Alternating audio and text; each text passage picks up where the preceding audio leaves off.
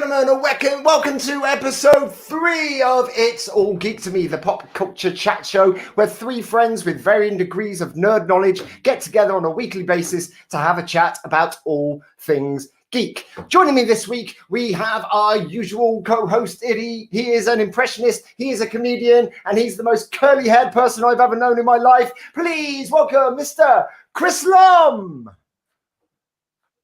Oh, happy Christmas, Lummy.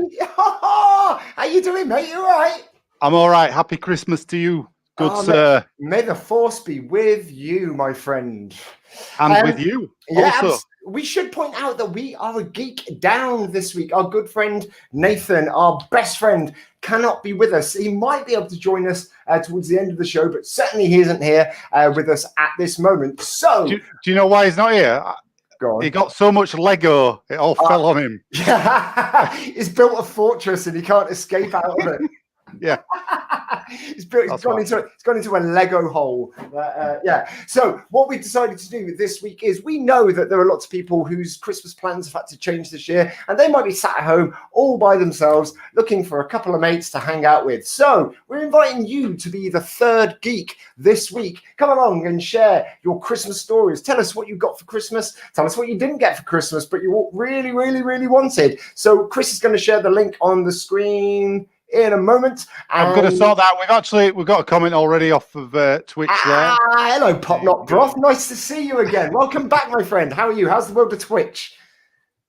Unfortunately, no, tell us. I want to know about it. The other thing, yeah, you taught Nathan some new words last week. You taught him peng, and I think that quite disturbed him. So come at us with some more youthful lingo.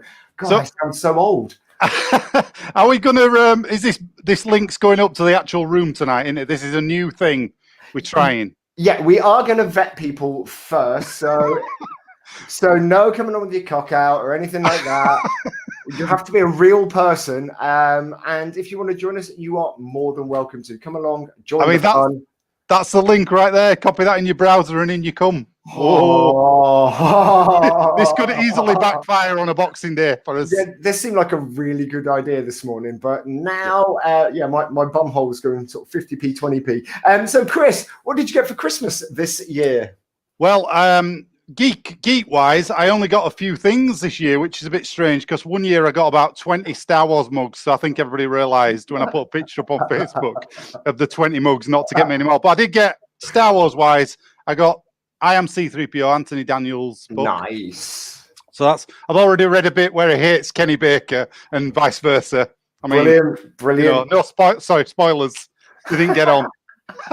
And then I got my brother got me a bit of Star Wars beer there. Ooh.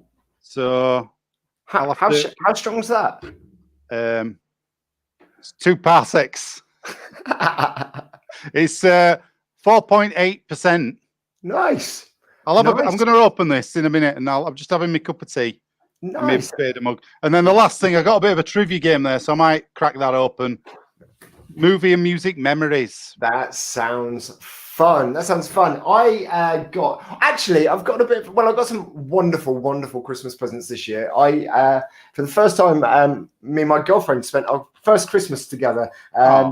Despite the oven breaking on Christmas Eve, which nearly ruined Christmas, but we managed to get over that and resolve it and have a workaround. I woke up to some fantastic Christmas presents this year, and I was really chuffed. I got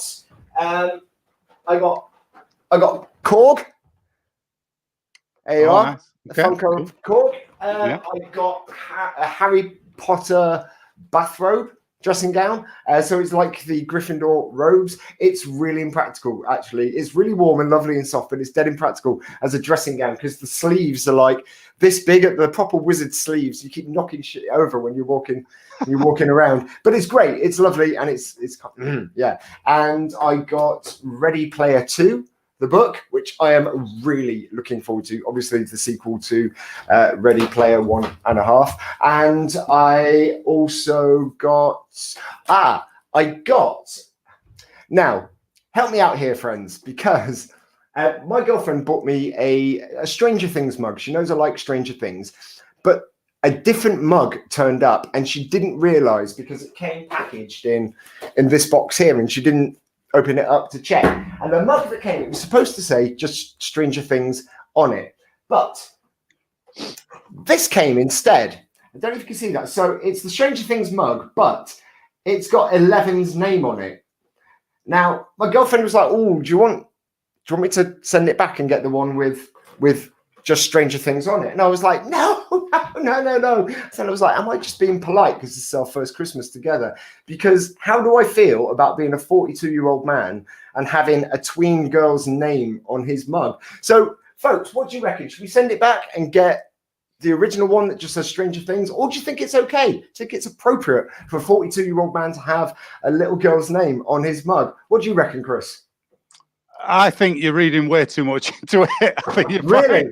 Yeah, I think you're speaking like a condemned man. I don't know. It's like, I mean, it only sounds like an issue to you, to be honest.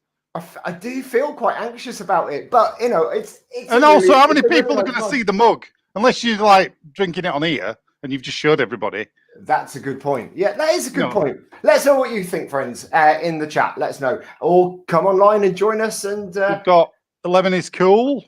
11 is cool. So, Pop Not Broth, do you think I should keep the mug or send it back and get the original Stranger Things one? The one that was actually ordered. They've also said they're watching Wonder Woman 1984, so we've got some big shoes. Wow, holy cow. Wow, I thought my bumhole was going 50p, 20p earlier. Now it's doing bigger. Keep it. Thank you very much. All right, that's one for keeping it. I'm going to chalk that down. Thank you very much, Pop Not Broth. And it's nice to have you along again. Did you get anything else for Christmas this year, Chris? Vouchers, really. What are you going to spend them on? On the places where they've got to be spent. Amazon. It's on Amazon, innit? Everybody does Amazon vouchers. Have you got anything planned, like anything you want to buy? I've got a few. I like my making of books, making of movie books. So I've got a few of them penciled in. Some Ghostbusters. Well, I think they brought out a Ghostbusters one recently. That I won't mind. Right. And then some of the old. I'll tell you what I do like. I like poster art from the old films. So a couple of Hammer horror ones that I might nice. Yeah, that sounds good. That sounds good. What has been your favorite Christmas to date, Chris? Like, how does this year compare? Because it's been a rubbish year. So, I mean, were your plans affected too much? Did you? I mean, obviously, you live with loved ones, so I suppose you. It was quiet. It was quiet, but I mean, we usually drive around and see everybody. So in that respect, it saved a load of car journeys. So, so it's not been too bad. But yeah, it is what it is, and you've just got to get going with it, and and work through it. But I mean, my favorite Christmases have always been when I was a kid. So the year I got my Millennium Falcon, which we talked about in our favorite Christmas toys, that can't beat it. Can't beat it. Yeah. The Millennium Falcon that you renovated and I made better. Yeah, that was brilliant. Yeah. It's a bit, I think you should send the blueprints of that to who's making them these days? Mattel. It is Mattel. Okay, I think so. I don't know if they've still got the light. Get some royalties or anything like that. Sure. We've got a message here from somebody. Where is that? Where is that fit guy? Webby, we miss you, man. Come back and join us. Is he coming in or what? Is he pissing about? Is he coming in? Come on, Nate. We might find a replacement for you tonight, dude. So, God, I mean, it's a big throw of the dice. My favorite Christmas, actually, we were talking about this before we came on air. I found Star Wars for the very first time on Christmas Day in 1986. My family were downstairs in the living room. They had friends over. I wanted to watch TV, and my parents had a TV in their bedroom, one of those big, little sort of black and white box TV things. And I went upstairs and I was flicking around and I found this spaceship program film, and it was like 20 minutes in and it was Star Wars, and it was awesome. It had me fixed right from that minute. But then I was saying that I actually didn't see Empire or Jedi until I would say maybe 9 years later, even though I had all the toys and things like that. about 9 years before I actually saw them. In fact, it was after the reboots, the remakes came out, the digitalized ones. Go on, what other comments have we got on there? We've got Pop Not Broth wanting to come in and join us. Can we do this? Yeah, let's do it. I don't know. We won't give a massive intro because we don't know anything about Pop Not Broth until they come in. So here we go. Let's do this. Hello. Hello, Pop Not Broth. How the heck are you today? Hello. I need to. Oh my goodness! I need to pause. Mute this one. Right. And then because I got you on the PC too. So. Oh, fantastic! Merry Christmas to you. How are you this year? I'm doing well. Yeah, I've done a gig with Chris, so it was very. I just realised I didn't know it was your username, did I? So welcome. It's the first time we've ever done this, so we're like, is this going to work? We don't know. So, but inviting people into the room, yeah, that's great. So either very early this year or last year. It was certainly pre-lockdown, wasn't it? Oh, it was. It was. In Horsforth, was it? I can't remember. It's way out. God. Yeah. I think it was. It was a pub, wasn't it? I can't remember. Old King's Arms. I think so, yeah. Yeah. Was this an improv gig or a stand-up gig? It was a bit of both, wasn't it? You did your stand-up. I did my stand-up. And then I was MCing. Nice. I've seen a lot of your MC work on your YouTube channel on Channel Lum. I see what you did there, Chris. Channel Lum. I like that. It's good. I don't know how I think of these names, for channels. It's amazing. And you've been watching us over on Twitch, Pop Not Broth. You came and joined us last week. I did, yes. Because I saw it on the thing. I thought, I'm not sure which. I've got 2 sets of headphones, and I like it. No, this is nice. It's like a fashion show. I like it. I'm aware that the microphone on my webcam is absolute crap. Don't worry. I like this change of headphones. It's like a little fashion show. You work it, Pop Not Broth. Fantastic. Yes, I was going to share the link. I left it too late because it was when Chris was going through the big kind of synopsis breakdown of what was it you were doing? I can't remember now. That's embarrassing. Oh, it was holiday special, wasn't it? Star Wars holiday special. Good. It was working well, and I was going to share the link, and I left it too late. And I thought maybe if I share the link, they'll invite me on. Oh, well, there you go. Look at that. You're cunning. I like that. You're on. I like that. It's very Machiavellian. It's really good. I like it. So, did you get anything for Christmas this year, Pop Not Broth? I didn't get much, to be honest. I mean, I don't have much of a family, so I went to see just me and a friend, and I managed to ride I bought a bike a month ago, and I managed to ride that out to Dewsbury, which from Leeds to Dewsbury is quite a trek. That's a heck of a distance, all the way up Dewsbury Road. All the way up there, and there's one steep bit. There is. And there was a moment where at the top of that, just getting toward the Tingley roundabout. I know exactly what you mean. Oh, I'll just hop up onto this curb, but my body was like, no, I'm not doing it. Concertina down onto the floor. And mate. You all right, love? No, I'm fine. Merry Christmas. I'm a bastard. All right.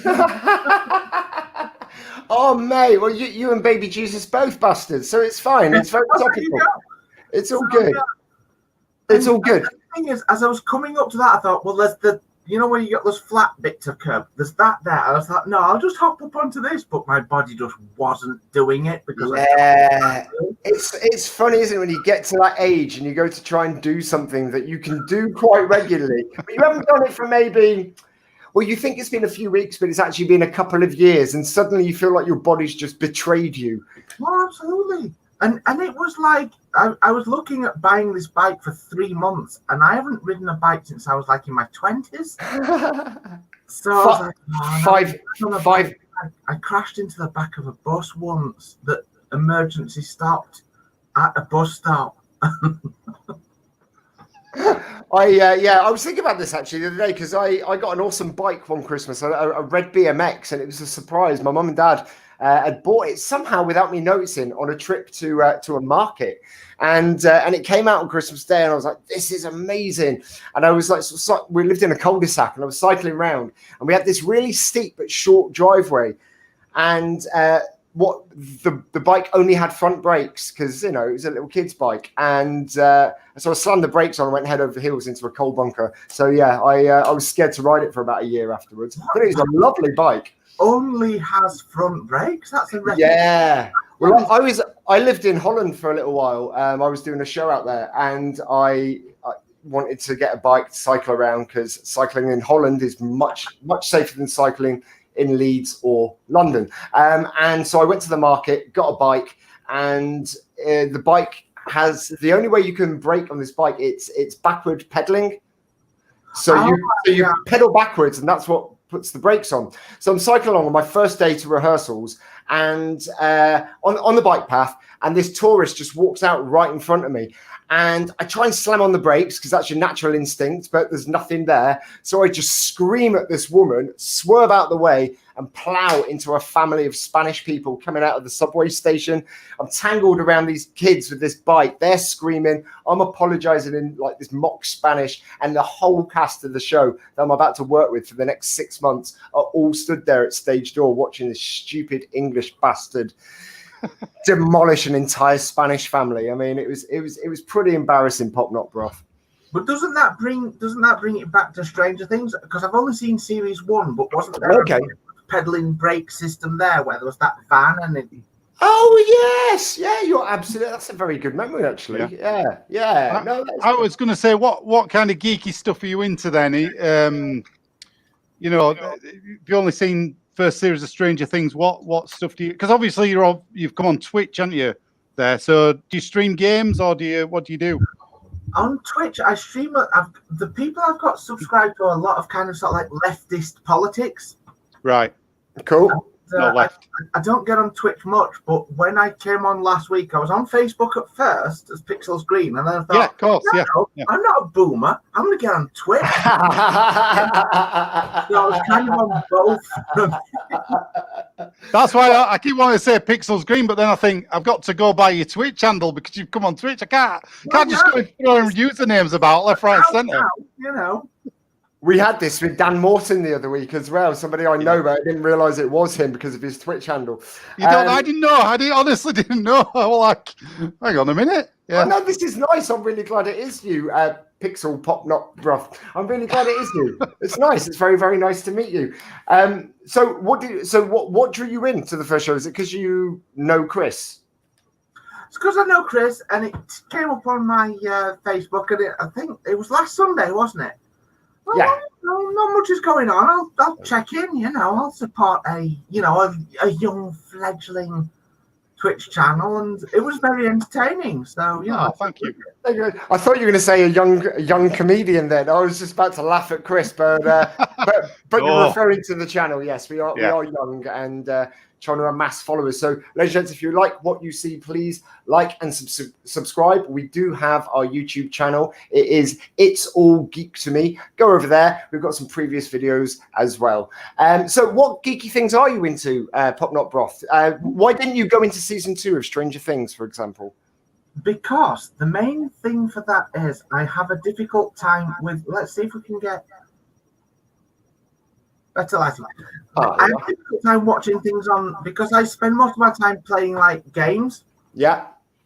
So, and it's like kind of indie games and things like that. It's nothing really, it's like big releases, but it's, when I was playing World of Warcraft, that's good because you can watch something while you're doing that, because World of Warcraft only ever demands 35% of your attention. Right, gotcha. So, I mean, I start watching things, like started watching the Glow, the female wrestling one. I love Glow. It's a brilliant show, yeah. Never carried on. So I've got a list of things a mile wide to watch because I never get round to them because I waste too much time on YouTube watching these leftist streamers. Yeah. Biden. I think, unfortunately, Glow is one of those shows that has fallen victim to COVID-19 and won't be coming back, which is a real shame because I love that show.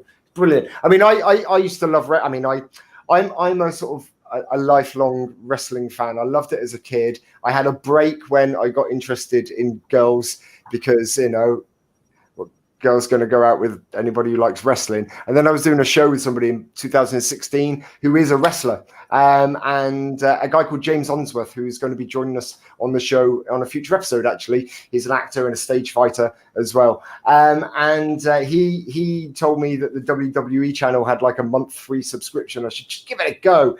And that was it. I got hooked back into it again. So, and I've got this sort of love-hate thing with it. I sort of fall in and out with it. But when I saw Glow, it was wonderful. Just a really lovely take. And lots of old sort of school wrestlers in that show as well. It's brilliant. And Mark Maron, who I'm not a massive fan of, he's brilliant in it. Are you not? Because, I mean, he's got 3 stand-up shows on Netflix. Yeah. Brilliant. The most recent one is just fantastic. I love it because I started listening to his podcast. I actually found a YouTube video of him talking Stuart Lee because I'm that kind of Stuart Lee fan, and I was like, oh, I'm going to listen to his podcast. And I don't listen to it as much now, but his stand-up shows are really good. He's one of the better American comedians. Him, Hannibal Buress, and possibly Sarah Silverman, which hasn't done anything for a while. So. Yeah, got that's a comment here. Shame about Glow, right? Yeah. There you go, M. But I've got my number 1 geek thing right here. All right. This is, and I found this on eBay for like £15, which is the cheapest I found it, which is Power Girl Power Trip. Look at that.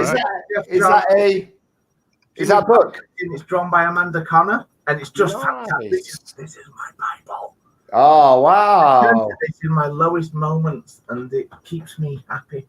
Nice. Oh, and it's great that you came to join us today, Pop Not Broth. And it'd be great, ladies and gents, anyone else that's watching, if you fancy come in and join us and being our third guest, you're more than welcome to. It's nice to see some of the faces that have been commenting over previous weeks. So is that your prized geek possession there, Pop Not Broth? It is, and I think I've got a few things in here because I've got 2 pop figures. Yeah, what the Funko ones? I have a go at you personally, but I think once you have more than 2, it's too many. So the thing is, I agree. I concur. Yeah, I've got Piper and Alex from Orange Is the New Black. Oh, cool, yeah. And after that, nothing. Well, I'm glad to say I don't have any that haven't been gifted to me. I've got one R2D2 that Natalie Smeaton gave me. That's it. Yeah, all of these were gifted to me by Nathan, actually. Our Missing Geek this week. Yeah, it is a bit of a tradition that we send each other a Funko Pop. But I didn't send him one this year because his 3-year-old son has discovered his Funko Pops. And yeah, I mean, they are, the heads aren't sort of wobbling as much as sort of just drooping now. But that's all right, I mean, he's getting into his comic books. It'd be great to have Robin on as a future guest as well, because that kid has such a fantastic geek knowledge. I was at Nathan's once, and he's got this poster of all these superheroes and all these Marvel characters, and Robin was just able to point out every single one. The kid's 3 years old, man. He's a nerd genius, absolute nerd genius. So, how did you first get into geeky shit, Pop Not Broth? Well, I don't know, it's kind of because I was born in 1975, but I never really got into Star Wars. But I just kind of, when you're that kind of loner child, you just kind of fall into it, don't you? And yeah, I understand that. Well, me and my sister, when we were really tiny kids, Superman 1 and 2, just watched them constantly. My older sister, don't know how you can watch a film more than once. Once you've seen it. Oh, shut up. And then Superman was amazing. And then after that, it's just kind of been so I pick and choosing little bits of it. And yeah. I will support more than the male ones. I'll say that. That's absolutely fine. Woman. You are watching the Wonder Woman. Do you know what I loved? The last Wonder Woman film was absolutely brilliant. Oh, brilliant! It's absolutely, and I'm not a big fan of a lot of DC comic books. You were saying about Superman. When I was a kid, I loved Superman. It was amazing. And I'm kind of ashamed to admit that I grew up in a hotel. My mum and dad sort of ran a hotel in Leeds. So we lived and worked in the hotel. And one of the guests told me when I was about 12 or 13, it was an anniversary of Superman. And there was a big show on TV.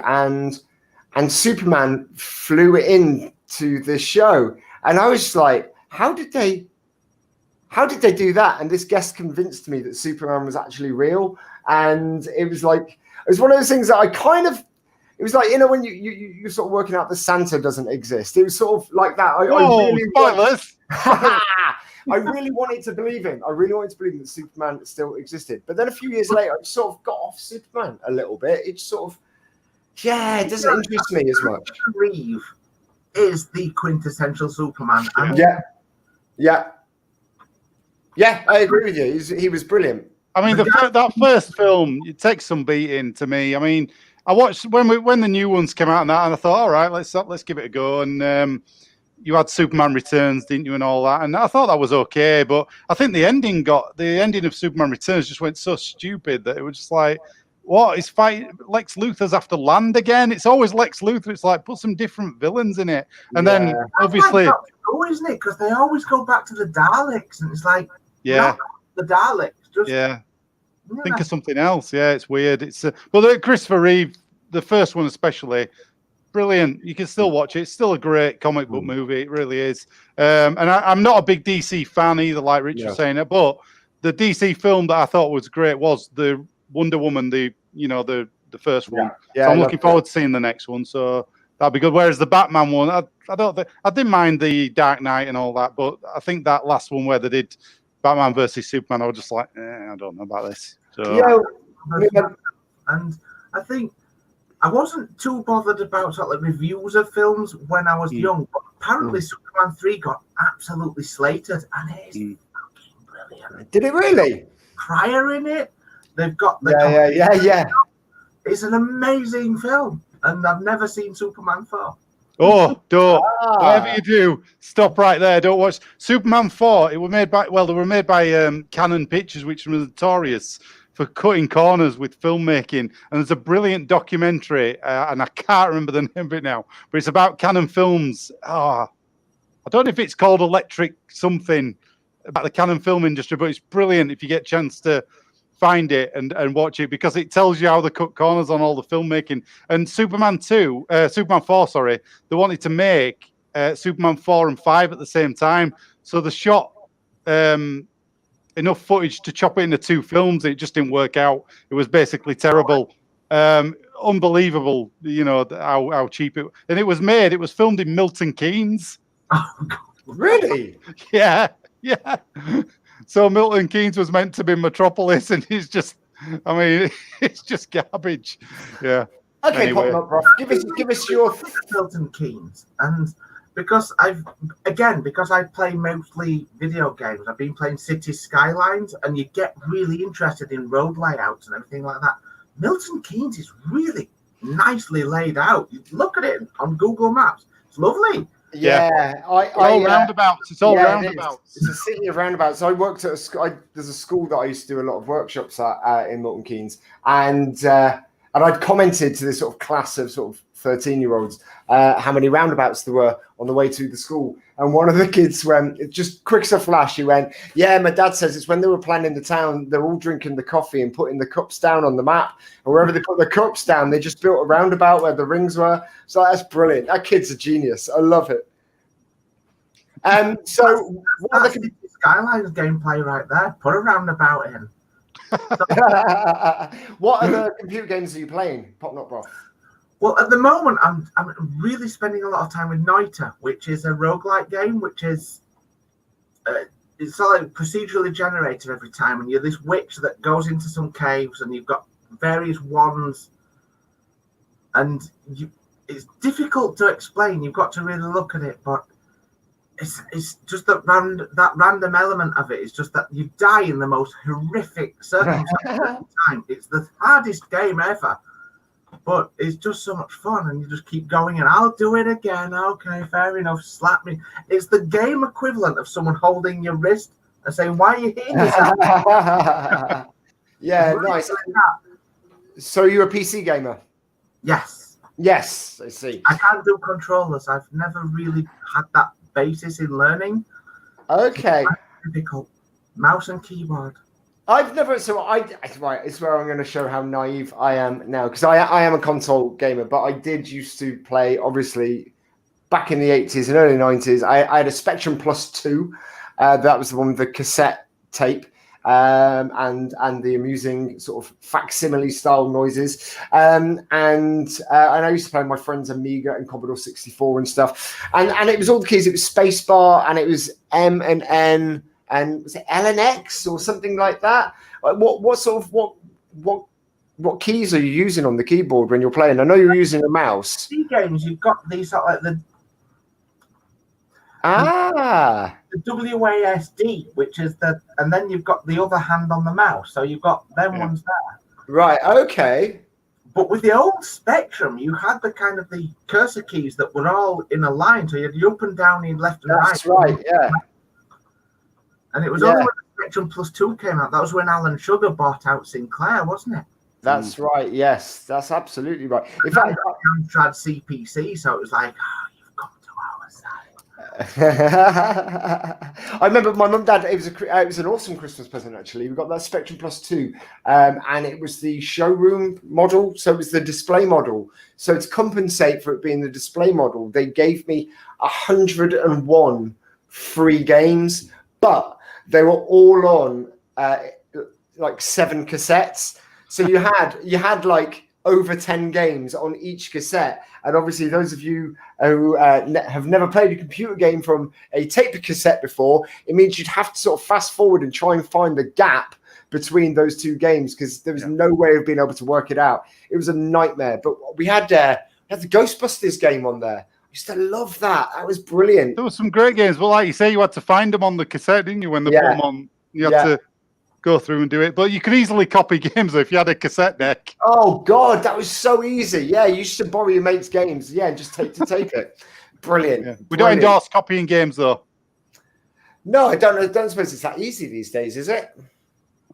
Just download them. To be honest, no. And it's one of them things where it's like with Spotify that they made buying the games legitimately easier than pirating them. And I think most people will generally, if it's a convenience thing, if they can buy it for real money easy, they'll do it.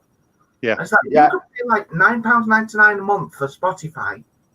You'll just have the music, and you won't need Napster, or you won't need Metallica. Does anybody know the most expensive game they've ever bought? Because I know off the top of my head.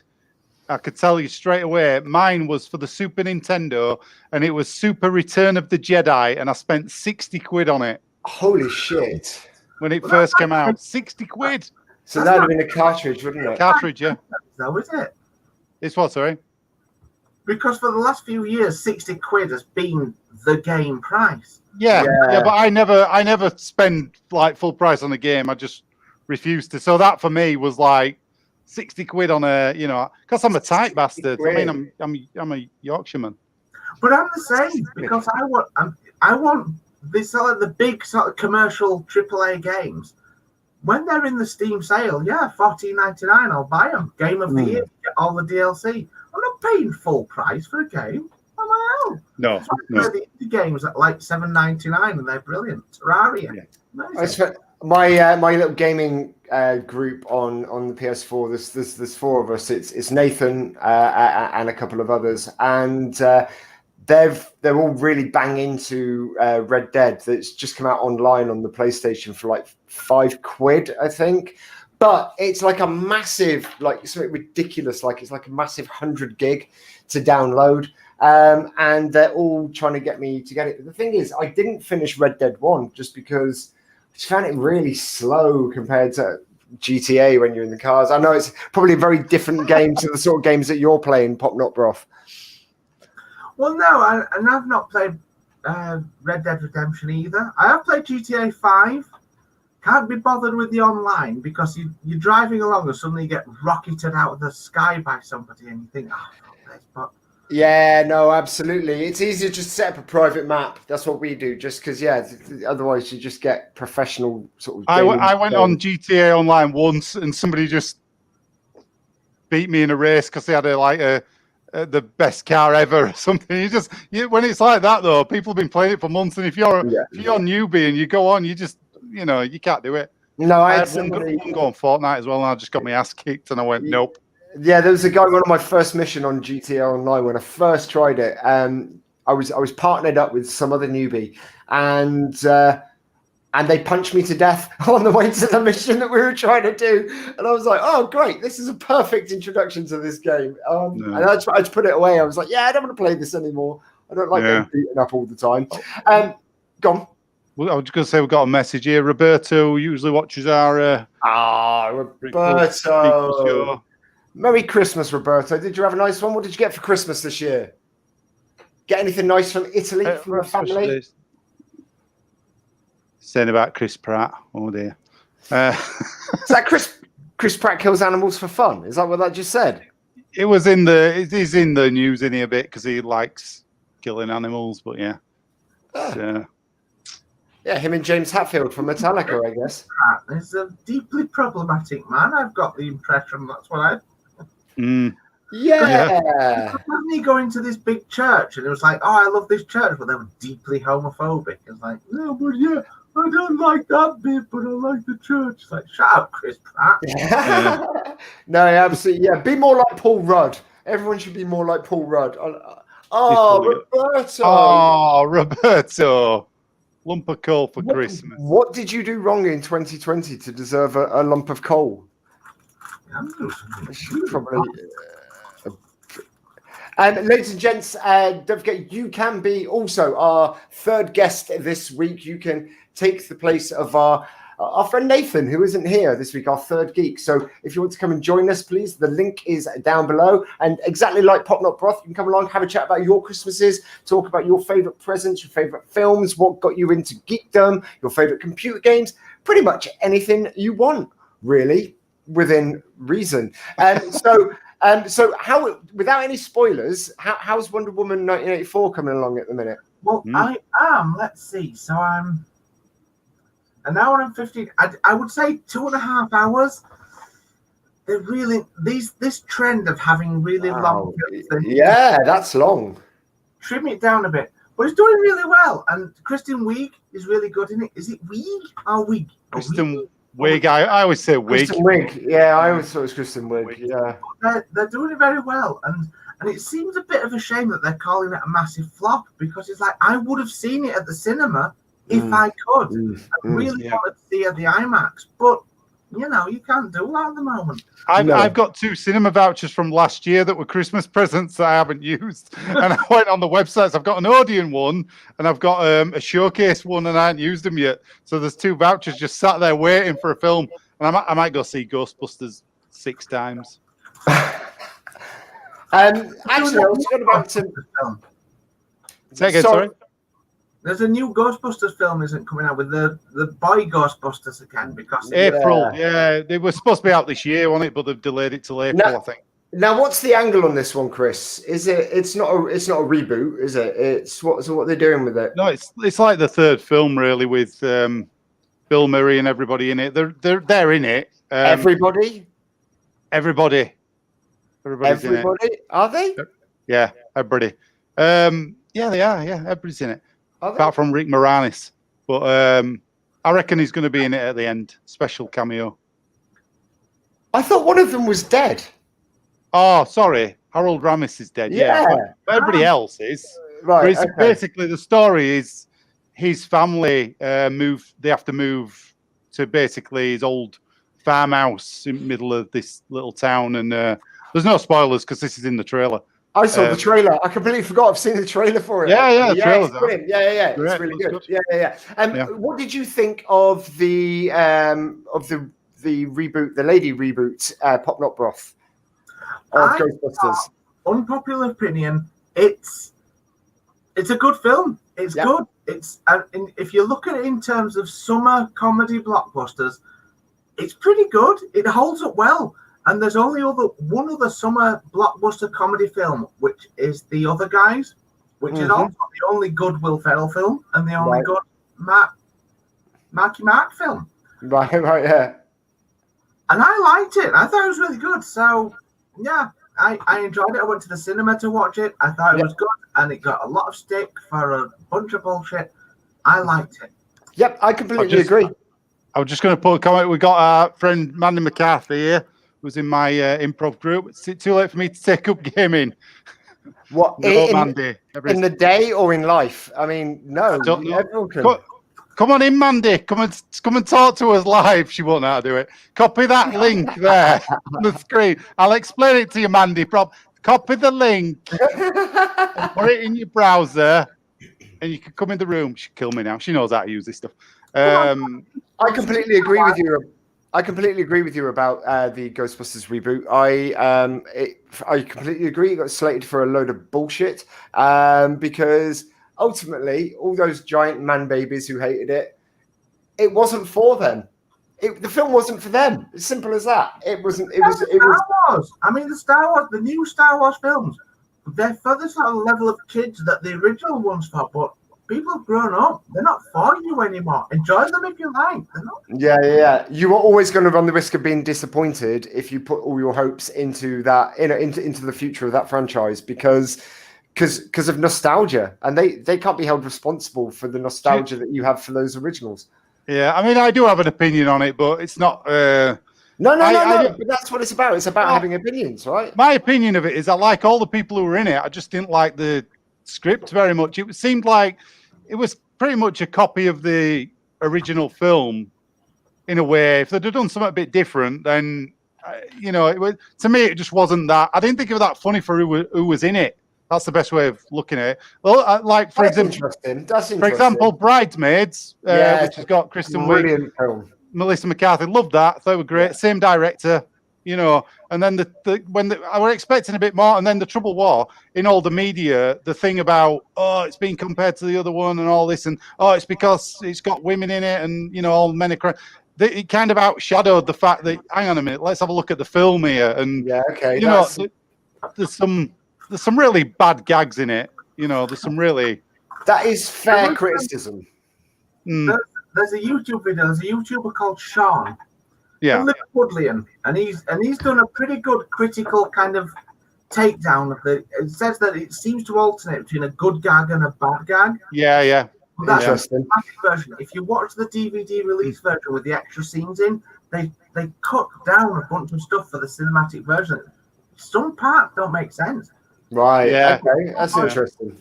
No, I went to see it at the cinema. I had a little gap in a rehearsal I was in, and it was me and one other guy in the cinema, and he laughed way too loud all the way through, and it kind of made me feel a little bit uncomfortable. But the film itself, I just really enjoyed it on face value for what it was. It was a fun film, I didn't see it as being it wasn't trying to be a rival to Ghostbusters. It was Ghostbusters for a different audience. Yeah. Well, Pop Not Broth, thank you so much for joining us this week. We have, it's really, really lovely to meet you, and I hope actually we can do this some other time. What are you going to be doing now? You're going to get back into Wonder Woman 1984, or you're going to do some gaming? Possibly, yes. I'm going to crack on with that, although I might have to lie down for a bit because it's been a busy day. I've ridden back from Dewsbury today, and I'm not. That does sound, and you concertina down on the pavement as well. That sounds like a heck of a day, my friend. Well, listen, thank you so much for joining us. Very, very Merry Christmas to you. Thank you very much for having me. No, it's a pleasure. Absolute pleasure. God love you. And hopefully we'll see you next week. Absolutely. And the rest of the show. And I'll keep watching this. Thank you. You're a lovely human being. And all the best for the rest of the year as well. All the best for the rest of the year. Thank you very much. See you later, mate. Bye-bye. Bye. That was brilliant. I love that. And so if you want to be a part of the show, feel free to just click on the link down below, and we can vet you first to make sure you're wearing clothes. Speaking of people who are wearing clothes, we've got a good friend of Chris's coming up. Somebody I was in a film with actually once upon a time. Tuck Bushman, right? Yeah, that's right. Yeah, it's we're going to bring him in now. Let's bring him in. It's our old friend Rob Girdler. Hey, Hey, hello. Sorry, I've got How my you doing? just so we can get the geek stuff in the background. Oh, Yeah. look at that. Oh, it's a cavern of geek. Let's see if we can recognize some stuff. Yeah, is that an Ant-Man helmet? It's Fallout 76 power armor. Oh, it is, of course it is. I've not played that, so I won't know. Which make of power armor is it? Do you know? Is it I think it's just a standard T51B, is it? T51. Yeah, cool. Are you playing Fallout at the moment, Rob? I haven't. The problem with that, I got 76 when it came out, and I played it for the first couple of weeks and did not get on with 76. No, not many people did. It's a very different game now. Yeah, I've heard that. Obviously, I get the updates on it anyway. I keep meaning it's maybe go back and try it again, but yeah, I don't know. I like the lone player type thing, so going into multiplayer was never really my style. You can play this lone. It's actually so Nathan, our other missing geek this week. I got him into Fallout originally. I got him into Fallout 3. And then we played Fallout 4, obviously. And we saw that when Fallout 76, it looked like it was the perfect game for us. And then saw all of the reviews, and we were like, not a chance are we going anywhere near this. It sounds like a piece of shit, and an expensive piece of shit at that when it first came out. But then it was on off. Nathan got it and loved it, and I got it. I think he bought it for me as a birthday present back in March, actually. And to be honest, during lockdown, it's been brilliant just to get lost in West Virginia. It's good. It's really, really good. How was your Christmas anyway, Rob? What have you been up to? Not a lot. It's been fairly quiet, to be honest, 'cause I live alone and with the restrictions and things, obviously couldn't travel to see the family. So video call them and got to say hi and everything. But other than that, no, it's just been sitting around playing a few video games. I'm sort of mostly Kerbal Space Program these days. But yeah, other than that, taking it easy, enjoying what you can. Fantastic. Have you been watching any films this Christmas? Not so much. The only thing I've sort of been watching recently, I've not watched much in the way of TV shows. It's an online stream called Critical Role, which is a D&D stream. Oh, really? So it kind of fits in with the geek stuff. RO, right, yeah. ROLE for the role. A bunch of voice actors, all professional people. So Matthew Mercer, Laura O'Brien, Sam Riegel, Taliesin Jaffe, sort of people of that ilk who do it for a living. But yeah, they're actually doing it. What was their home D&D game, they've actually started streaming. They're in the second campaign now. Other than that, I don't really watch a lot of films. There's not been much that's come out recently that's really interesting me. Not for anyone really. with COVID and stuff. Is there a go-to Christmas movie that you have at all? For me, it's the classic. It's Die Hard. Yeah. Have you watched it this year yet? Not yet. I might get around to it later on tonight after the stream. But I wanted to come and hang out with you guys for a bit. And it's great to see you, man. I've got to say, it's great to see you. Thanks so much for coming on. Yeah, I feel like I should have had your scene from the film both now playing, just so people can see you guys in action together. Man. Like a chat show. Oh, man. How long was that now? It's like 11 years since we filmed that, isn't it? Yeah, that was in Mile Flat in Mornington Crescent. With Sadie, who was a guest on prequel, sequel that you had, and my mate Dave as well, who got a little surprise. Tuck Bushman and the Legend of Piddledown Dale is available to stream on Amazon for free. We got a message here. Any Tuck Bushman action figures? I mean, I wonder who that is. Come on, Mattel. Come on, Mattel. You know where the big money's at. We want to see a mayor. What was your character called, Rob? Which one? I mean, the primary was the mayor. He's a multi-talented actor, is Rob. You can't do that. Not that much. They were all basically the same one. Just stick a different wig on. Mary Eli Nefarious. Nefarious, that was it. Yes. Yeah. I think it was still the old sailor that I like playing, Captain Pequod. Yeah. I put the advert you did with him, the Fishy Fingers advert online. I did see that. Yeah, I've seen a Yeah. lot of the old stuff cropping up on there. It's a bit fun to watch that actually. It's Yeah, I haven't cool. seen a lot of it for a long time. No, Yeah. I watched it about 2 years ago, just because it was on Amazon. And how often, as an actor, you're going to get to really watch yourself on Amazon Prime? So I did it, and it was the first time I'd seen it since we saw it at the Hyde Park Picture House. Yeah. On the premiere of it. And do you know what? It was a really nice walk down sort of memory lane. It was a lot of fun. That was a fun time. Yeah, and a very ambitious project, Lummy. How did that come about? Though, because those of you who are new to the channel, those of you who've just found us, Chris is a filmmaker. So how did you come about sort of putting the idea together for Tuck Bushman? Was he a pre-existing character that you already had? No, what it was basically, myself and Rob and a few of the others, Nat Smeaton, Matt Hick, and Matt Jackson. We were all doing a comedy show, Discount Comedy Checkout, and we all decided to kind of put a movie together. So we all sat around the table, threw some ideas in basically, and me and Matt Hick put them all into a script, wrote it, and we said we'll use the money from the comedy night to kind of fund the film. And that's what happened really. And then we got people we knew in as cameos like yourself, Rich, to play some parts. So we're all people we knew really. And we made it on a low budget. Then we gave ourselves a nice premiere at the Hyde Park Picture House. But yeah, we just we all played how many characters each, Rob? About 5 characters each, maybe. I think I was one of the least with either 3 or 4. You and Jackson were up to about 7 or 8, I think, at one point. Well, what happened was we were going to have Matt Hick. I don't even remember this, Rob. Matt Hick was going to play the main character, Tuck Bushman, originally. That's right. And he said to me one day, he said, I don't think I can play the main one.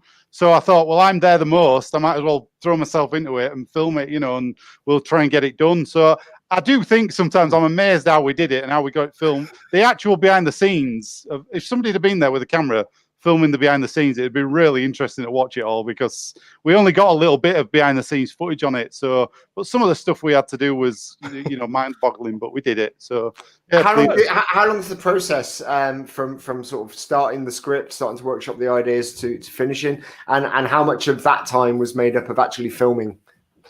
It's difficult because we did it at weekends, so we'd have to go through and look at how many. Because we were getting bits of footage here, there, and everywhere. So I'm not sure, really. Maybe, I don't know. Do you want to have a guess, Rob?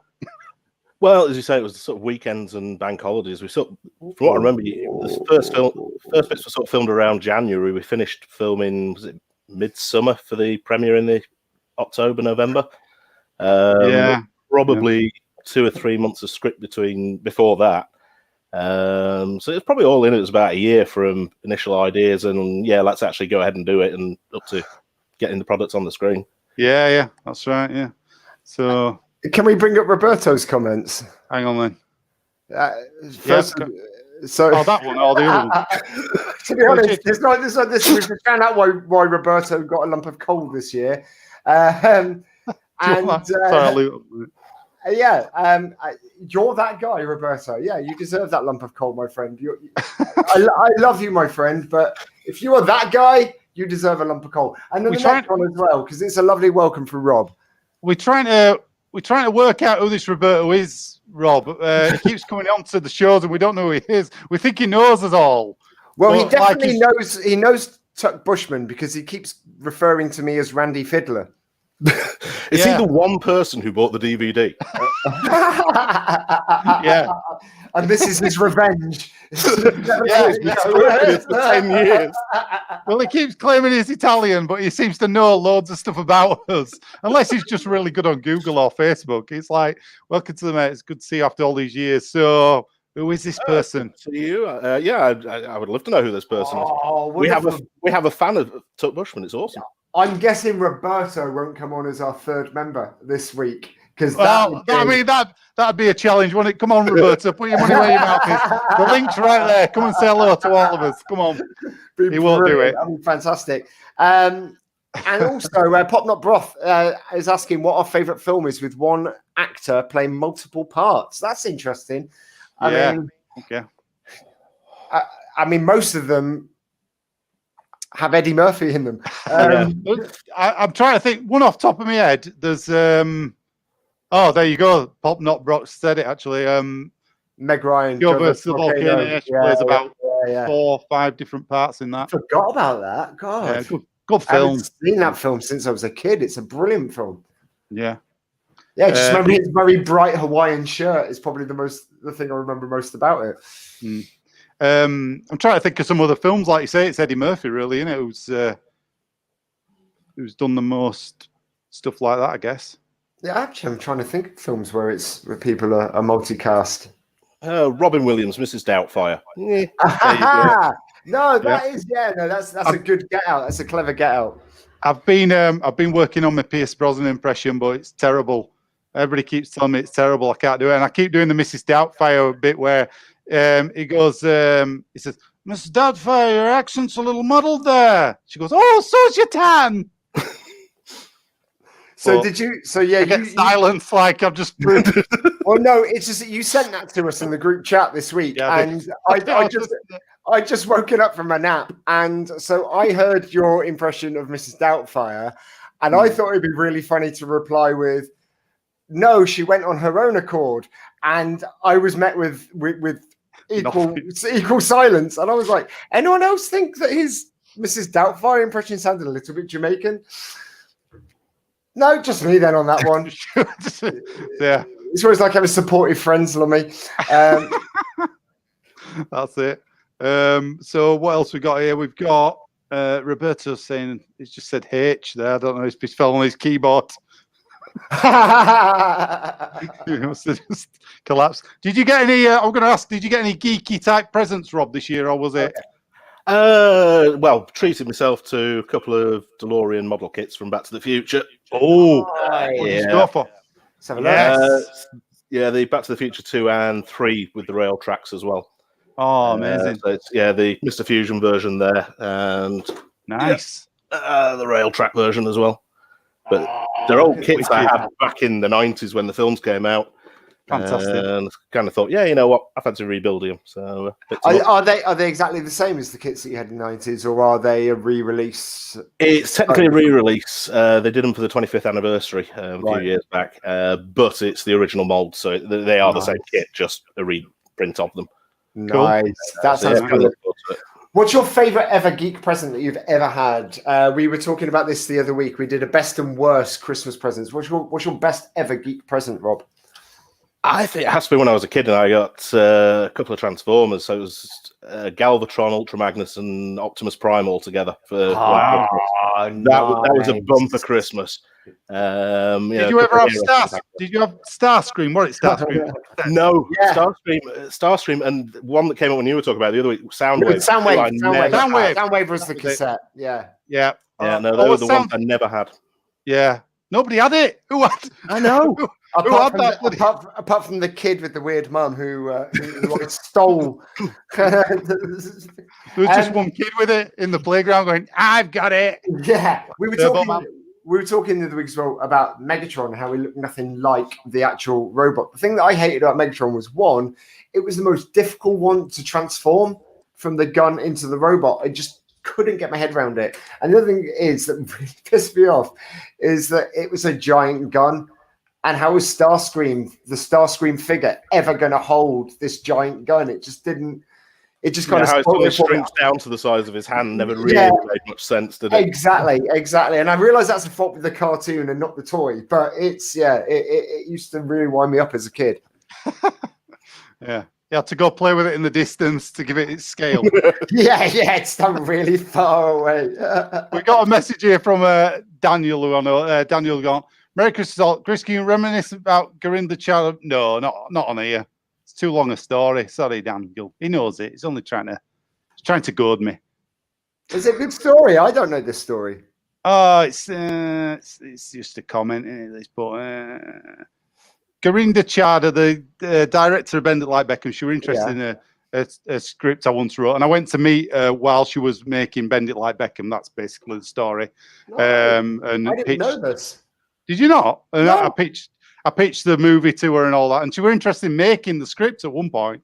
But then Bennett Like Beckham took off, and people go the separate ways. She made a load of money from it, so it kind of just fell away, the idea. But yeah, it was there for a bit, and I went down and met her, and she was lovely, absolutely cool. lovely. And I met her husband as well. He was top guy. He's usually the line producer on films, Paul, and yeah, it was cool. It was really nice. So I sat there while they were all filming. Yeah, it was great.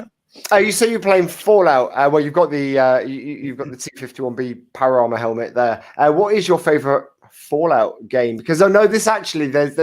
I'm not an old school Fallout guy. I'm very much a Fallout 3 and onwards. Yeah, I mean, for me, it was Fallout 3. Again, I never actually came into the series until 3. So that for me, it just blew me away at that time. Yeah, right. Yeah, the graphics, the gameplay, the storyline, it was fantastic. I've got 1 and 2 now to play. I've just never actually got round to them. Right. What did you think about Fallout New Vegas? You see, the first time round I played it, I didn't get on with it quite so much, but I sort of replayed it about a year later. At that point, yeah, absolutely, again, superb game. I forget which one it is. It was one of the DLCs I found a bit slow on it. I forget which one it is, where you're off on... Is it the one where you're a bit further away out of New Vegas? Yeah, there's the one where you're in the gambling place and you've got all these weird spirits. That's the one, yeah. Lonesome Road or something like that. Something like that, yeah. So that was sort of the one DLC that I wasn't too keen on with New Vegas. But other than that, yeah, the second playthrough, I got into it a lot more. Yeah, I absolutely adored that game. It was the one where you had most choices. I thought it was actually the most role-playing game out of all of them, where actually your choices made a difference and fundamentally changed the rest of the game. Whereas the others, although you got lots of choices, actually, it doesn't make a huge amount of difference. No, you're still fairly limited in the ultimate outcome with it. So. No, absolutely. I'm just trying to see what I can't try to remember what that DLC was called. There was Dead Money, Honest Hearts, Lonesome Road, and Old World Blues. So I think it was the Lonesome Road one, as you say. Yeah, I think so. Yeah, I think you're right. Yeah, great series of games. Absolutely brilliant. Brilliant. I was going to say, Roberto just tried to get in the room with us, but he said, try not to. I've got to let you in, Roberto. You got to wait a minute. I saw you pop up, but I don't know if he's going to reveal himself. There were no image on his camera, though.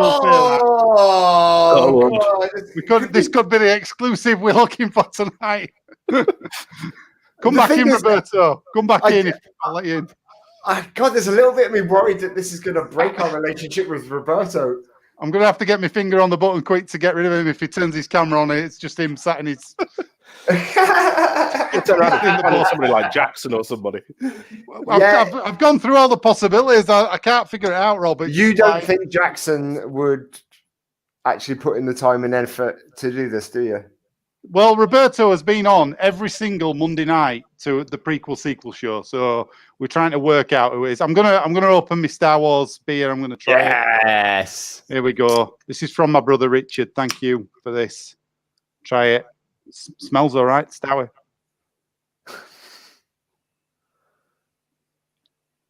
Whoa! It's got a kick in that. It's got a kick to it. That Stormtrooper Lager. What they all drink in the Empire. He's still watching. I thought he might have gone. Nice. Cheers, brother. Thank you. Oh, lovely. Merry Christmas, Rich. Yeah, Merry Christmas, Rich. I haven't spoken to you for ages either. Yeah. He won't come in. I'd tell him to come in, but I don't think he's got his webcam set up unless he wants to. Always misses the spot. Stormtrooper Lager. Has he got his camera on? Come on in if you got your camera. I don't think he'll come in. You talk to your brother or Roberto, because Roberto's messaging us as well. Oh, Roberto. Well, either of them, but I don't think Roberto. I think Roberto chickened out. Cat, she my friend, meaning that. I know that's Facebook account created in 2012. I said, not real person. So he's created the account in two. It's like an episode of Miss Marple. It's or Columbo. Wait a second.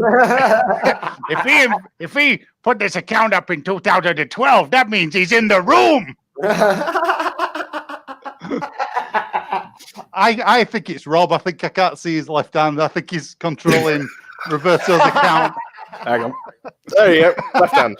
All right. Okay. That's my theory. I'm accusing everybody of it. You know. Do you know what? I would have pissed myself if your left hand had just had a glove puppet on it when you just go in with a big moustache. We'll never find out who it is. We won't. What's your most memorable Christmas, Rob, as a kid? What's your favourite Christmas that you can remember? I think it comes back to that one with all the Transformers stuff. I was probably about 7 or 8, and it was just that good time.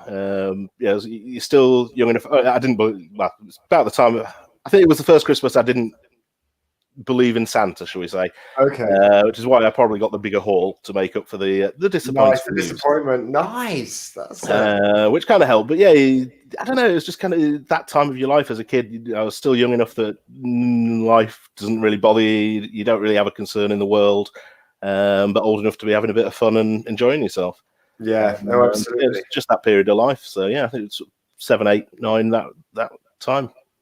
Yeah, I think I found that Santa didn't exist when I went into our airing cupboard and I found a Dinobot in there. And I was like, Mum, why is there a Dinobot in our airing cupboard? And Mum was like, oh, shit, I forgot to wrap that as for your Christmas present. And that was it. That was the moment I realised Santa didn't exist. But I thought you were going Gremlins then. I thought you were going to give us a Gremlin story. No.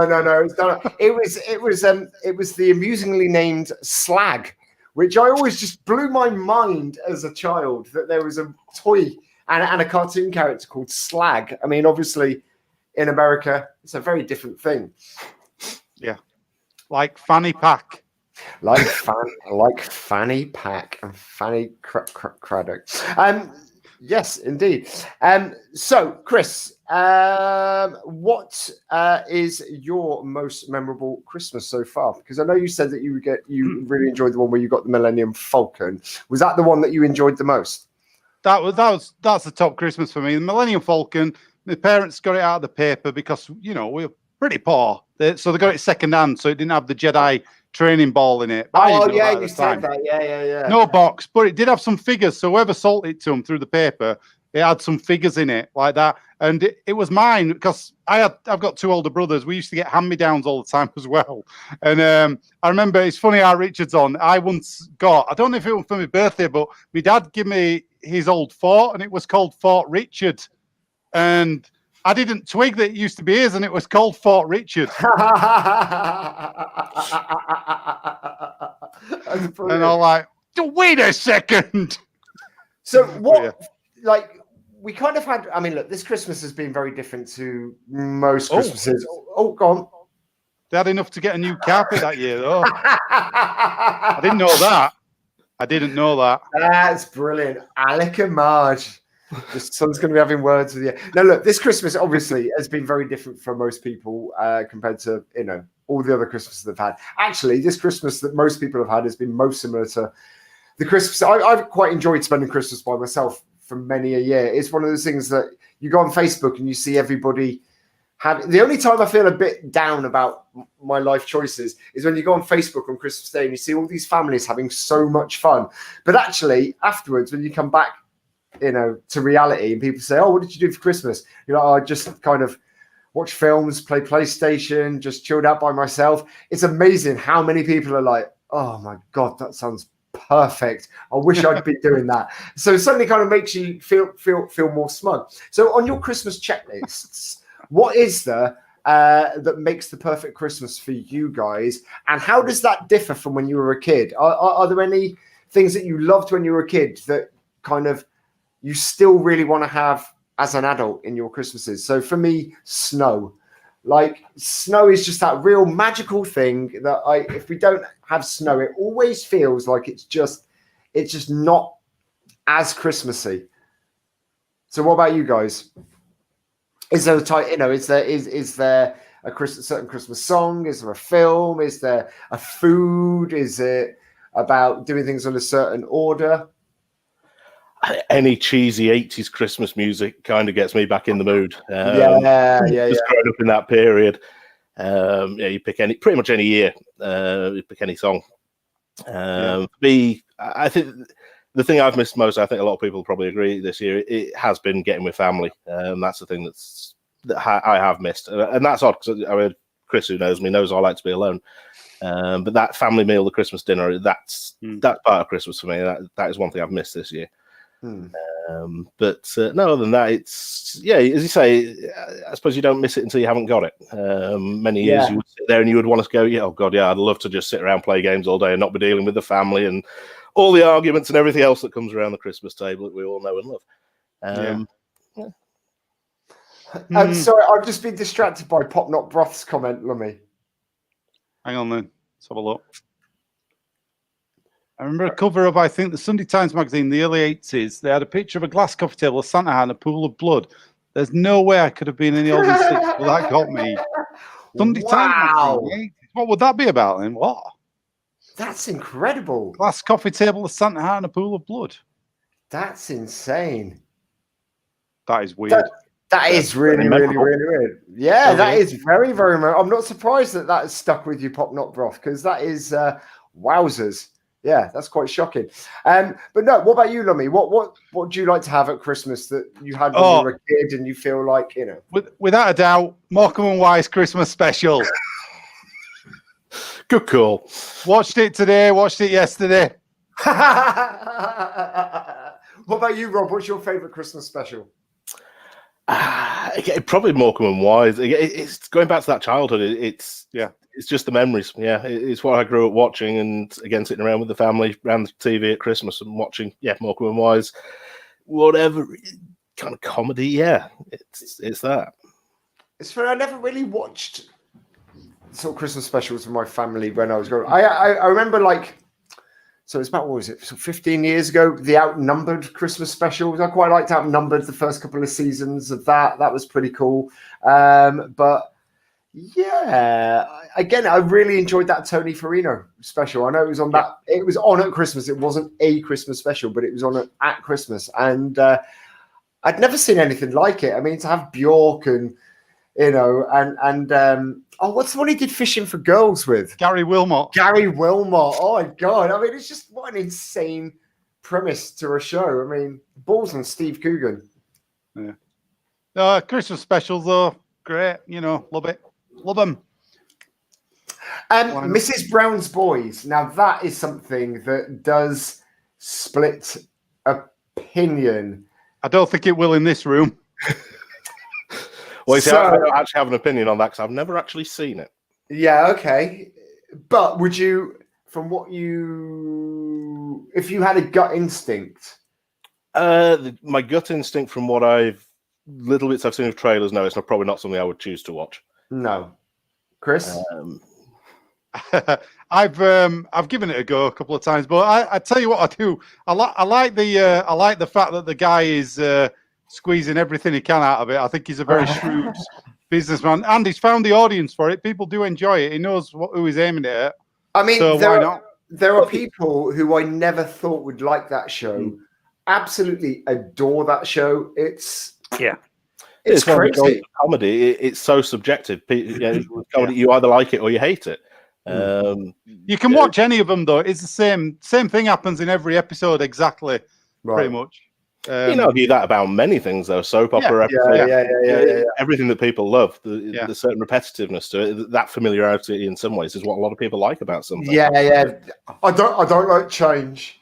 Yeah. I mean, you could argue that I mean, watching the same Morecambe and Wise Christmas stuff every year, you could argue that's me relying on that. So I could see why people like it. And but what you're not doing is watching a slightly different or Morecambe and Wise Christmas special that's supposed to be different but is actually fundamentally exactly the same. You're making a choice to watch the same thing over and over again because it was so good, as opposed to it shows a little less creativity.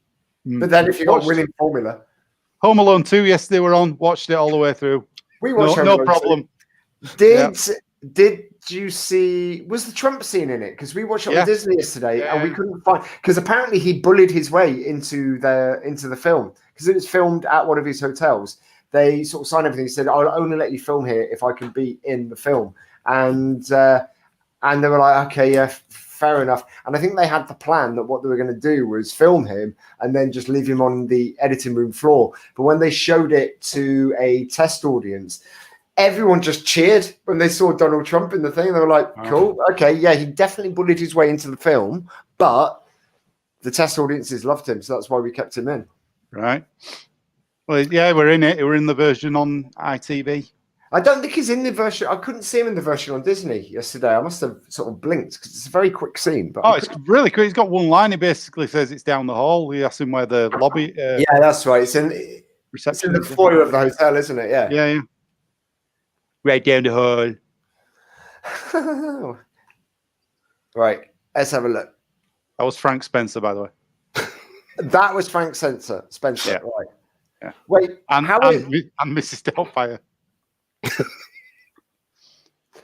Hey, Roberto. Is he here? He's coming in. Should we let him in? Yeah. Oh, he's gone again. I had him in the waiting room. I was just about to click add to stream, and he went. I saw him. It is somebody playing games with you, I'm telling you. Do you recognise him? No. Nathan's going to join us, Lummy. Right, okay.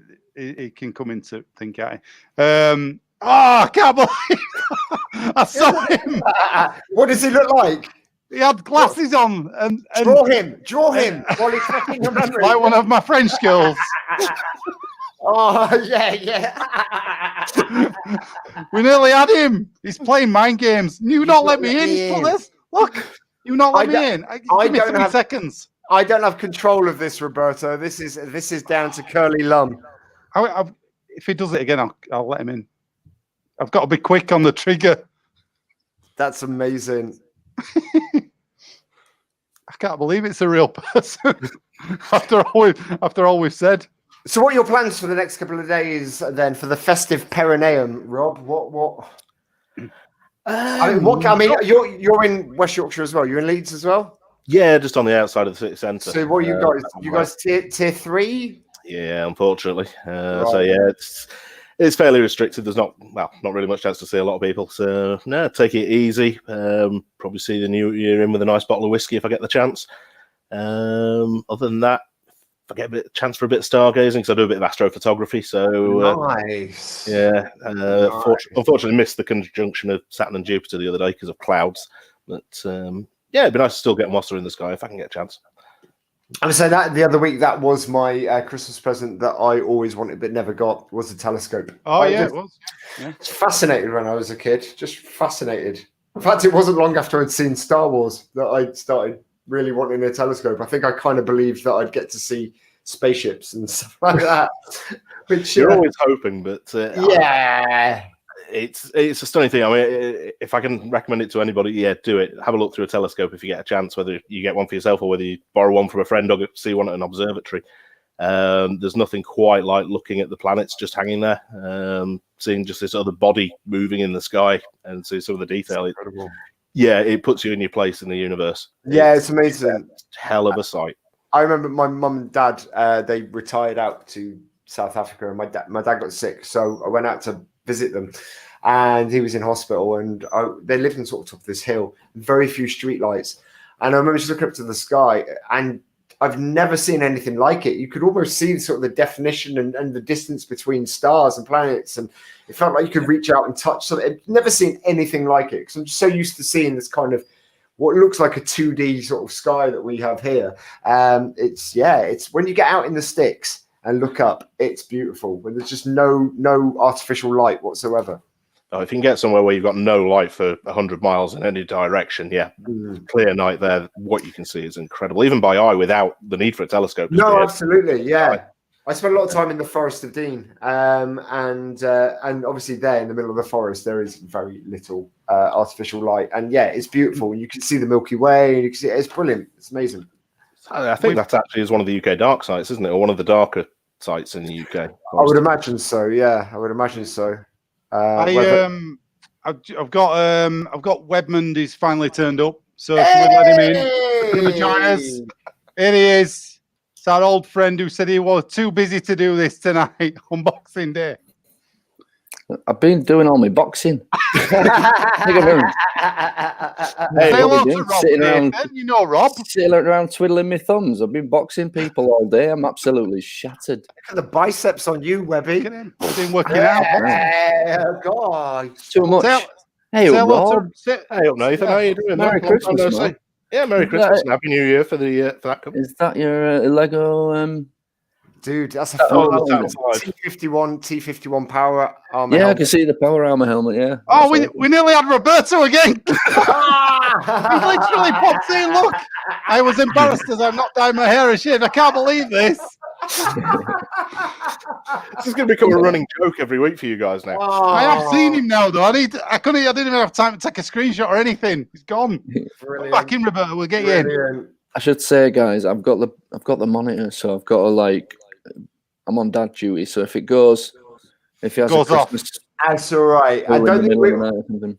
I don't think we plan to do too much of a late show tonight anyway, but it's just nice to have you, Webby. We missed you. Sorry, guys. That's all right. That's all right. Yeah, it's been nice. We're just hanging out. Played a bit of the game of the month last year on PlayStation was Hollow Knight. What's that One like? of the games. Yeah, Hollow Knight, and it's like an old-fashioned 2D platform game, really, but it's got these beautiful sort of Nightmare Before Christmas type graphics. I'm looking at the screen of it now. It's like a Jack Skellington kind of character. It's really cool. Hollow Knight, and so yeah, we were playing a little bit of that, trying to, it's just like Sonic, really, except it looks like a Tim Burton-esque type thing. It's cool. Thanks, Webby. Yeah. Thanks, Webby. Yeah, you're welcome, man. Yeah. What did you get for Christmas then? Come on, what geek stuff? What did I get? Oh, Geek. Yeah, I did you all must right, have actually. shit. I got Ready Player 2, which I get it's a sequel I didn't think they needed, but I quite. Have you started it? Have you started it yet? I had a glance, and I like what I see. Actually, it seems like Okay. it's actually plausible. I'm looking forward to starting that. I'm going to read within that that tonight. world. And I got what? Sorry. Your T-shirt, is that a new T-shirt this year? Oh no, that's an old T-shirt. I've never seen that one before. Where's it Zoltar. from, guys? Come on. Oh, Big. it's from Big. Gremlins. Big. Yeah, Come on. big. One of you, Come on. Did you buy Hey, this? I'll tell you what I have think got getting in a minute for us all. I've got some movie trivia in here. Maybe I'll crack some questions out. We'll see. Oh, crack Up to you, Rich, though. You're away. the What else did commander. I get? Yeah, I got a little bit of Lego. I've been building one of Robin's Legos today with him. One of Robin's. Yeah. The Tupelo Batmobile. It's really Yeah, cute. yeah. But anyway, yeah, it's 3. I've got to help him build it. But Hey, yeah, you'll work and I your way got up to Big Boy Bricks soon. Don't you worry. You'll be there. I should have brought it in London. I got the Lego Sesame Street. Ah, Nice. It's pretty cute, man. Especially if you're a Muppets fan like me. Yeah, it's all right. hey, there's a great Muppet fan site I joined on Facebook. You'll love it. You get on there. Really? They keep posting rare videos and things. It's good. I think it's just called Muppet Fan Site. Fantastic. Webby, spoiler alert. Beautiful. Yeah. I bought Webby this for Christmas. I'm a bit unprepared. I didn't bring anything in to show you. I've got all my Legos behind me, my old ones, but the new ones, what did I get? Yeah, I got the Getting sent me the night bus. That's pretty cool. But yeah, it's been a tiring couple of days. That's why I'm thinking I might skip it because I'm knackered. But That's right. No, I'm I'll be all quite right. tired. I'll soldier through. I'm too excited. I felt like I was missing out so bad, guys. So because we've been reminiscing about Christmases when we were kids. Now you get to, being a dad, you kind of get to relive Christmas or the excitement of Christmas every single year because you've got a little kid who is at that age now where his presents are starting to get more interesting for you as well. You're not wrong, man. I've been looking forward to the presents I knew we were getting him and playing with him for months. Yeah, for ages. But what you forget about is the ones you get that you didn't know he was getting. Like, there's some really cool stuff knocking around. What's he got that's awesome? He's got this stuff that any of you can buy this. I'm sure you can find an online store and get it. But it's this goo. It's stuff that you pour in the bath and it turns your bath into slime. Hey, I think that's the actual like in thing that Ghostbusters people pay 2. for, like a deviant thing. That Yeah. that's what I used to work at the cinema with. Genuinely, I won't say his name. Hang on, listen, hear me out. He actually used to do that for a living. It was called gunging. He told me about it. He got paid to pour slime over people in the bath. Wow. Okay. Google it. Gunging. Which cinema? I'd like to try and work it out. You've just put a massively sinister aspect on this that I wasn't expecting there. But no, it's not that. It's not just that. It's this stuff that turns to slime actually cleans the kids as well without them even realizing they're getting clean. Perfect. But it's like slime. So can't wait to chuck him in that slime bath and see what he knows. Yeah, you want to be careful. You want to be really careful. He might be like Ghostbusters 2 and he'll come out going, fuck you, and just being really angry at everybody. Maybe so. Yeah. Oh, more than likely, I might have to kick him out of the bath and just jump in and give it a go myself. Try some warm slime out, see what it's like. Clean myself without even trying. That's amazing. That does sound lazy man soap. Yeah. He's also got, this is a good one. It's a really clever idea, and they could have done, I don't know how long they've done this for, but there's a book. It's a book, and it's got a little model train in the book, and it's a little wind-up train, clockwork train. And you open the book, and the book's got tracks actually embedded into the pages. So it just runs around like on it. It's just like it's just amazing to see him geek out over something. So, how's he doing with his strong Hulk? Oh yeah, he loves it, man. He loves it.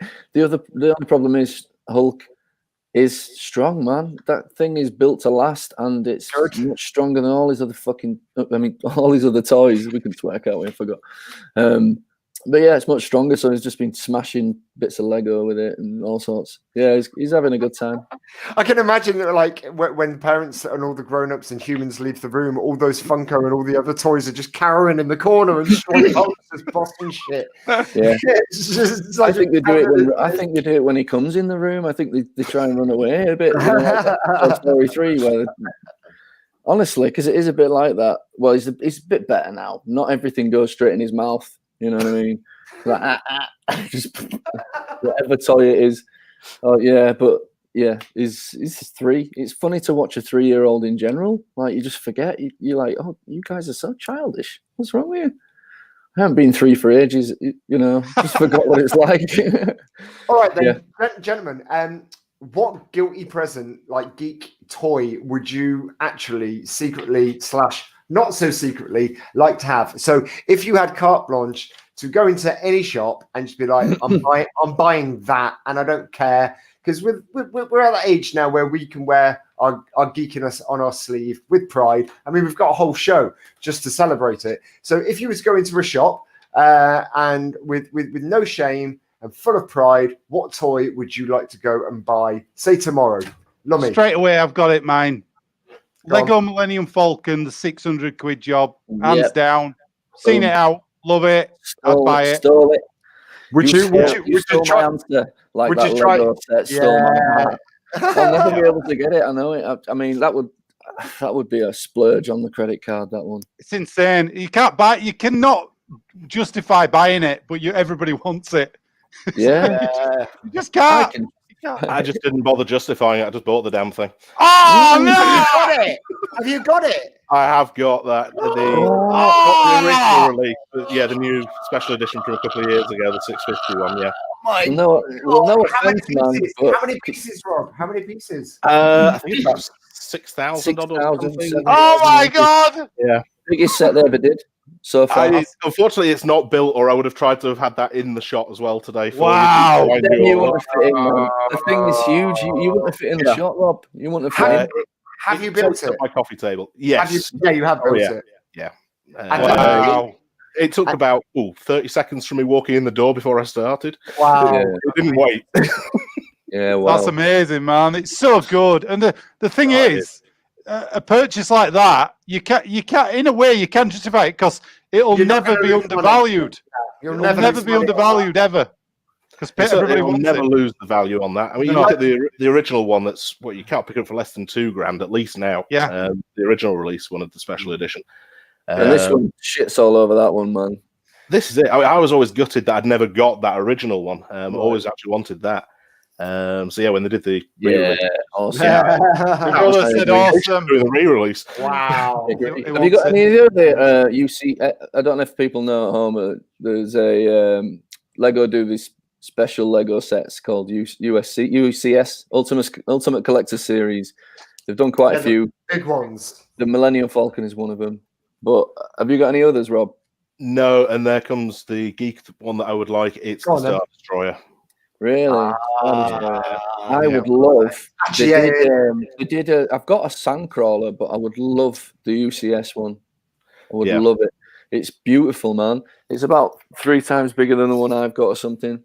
And the one I've got, it's all right. Roberto's here. Should we get him in? Yes. This guy's got him. Get him. Right. If he fall for it every time. If he comes in again, I'll just put him in the room. I won't ask because he keeps coming on thinking he can come straight in. But I've got to add him. So I'll just throw him in whatever we're saying next time. Sorry to he's just winding you up, man. No, I'll get him in the next one.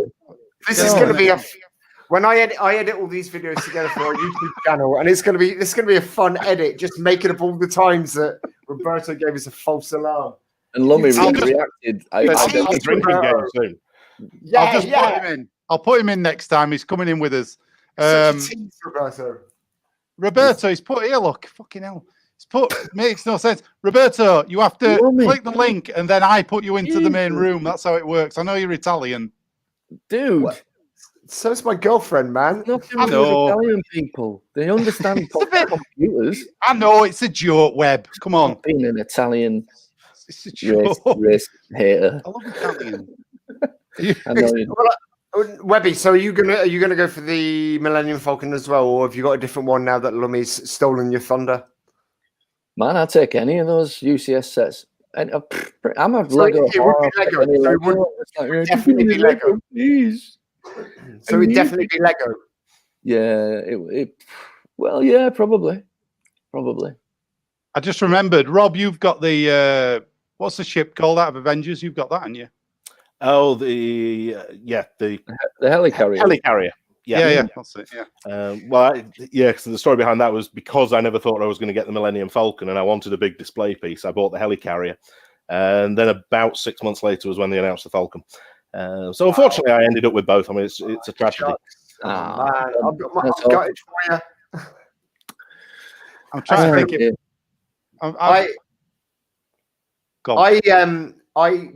I've always loved Lego, but Nathan got me kind of back into. Well, actually, this is the only Lego set I have. But you live your Lego fantasies vicariously through me, man. Yeah, exactly. You know.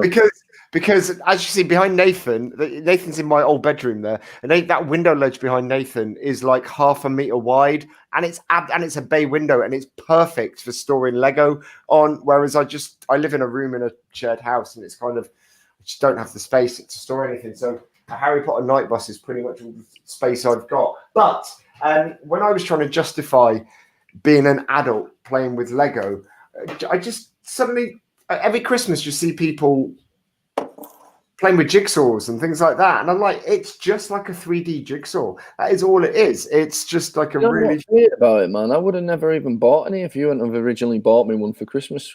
I bought you the X-wing. I bought you the X-wing from Rogue One, didn't I? Yeah, and that was I just enjoyed playing with it. I'm building it. I don't say playing with it.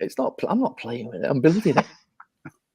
But yeah, I enjoyed the experience of building it over that Christmas so much. I was as surprised as anybody else. Don't lie. You absolutely adored having fun doing that starting scene from The Mandalorian last week.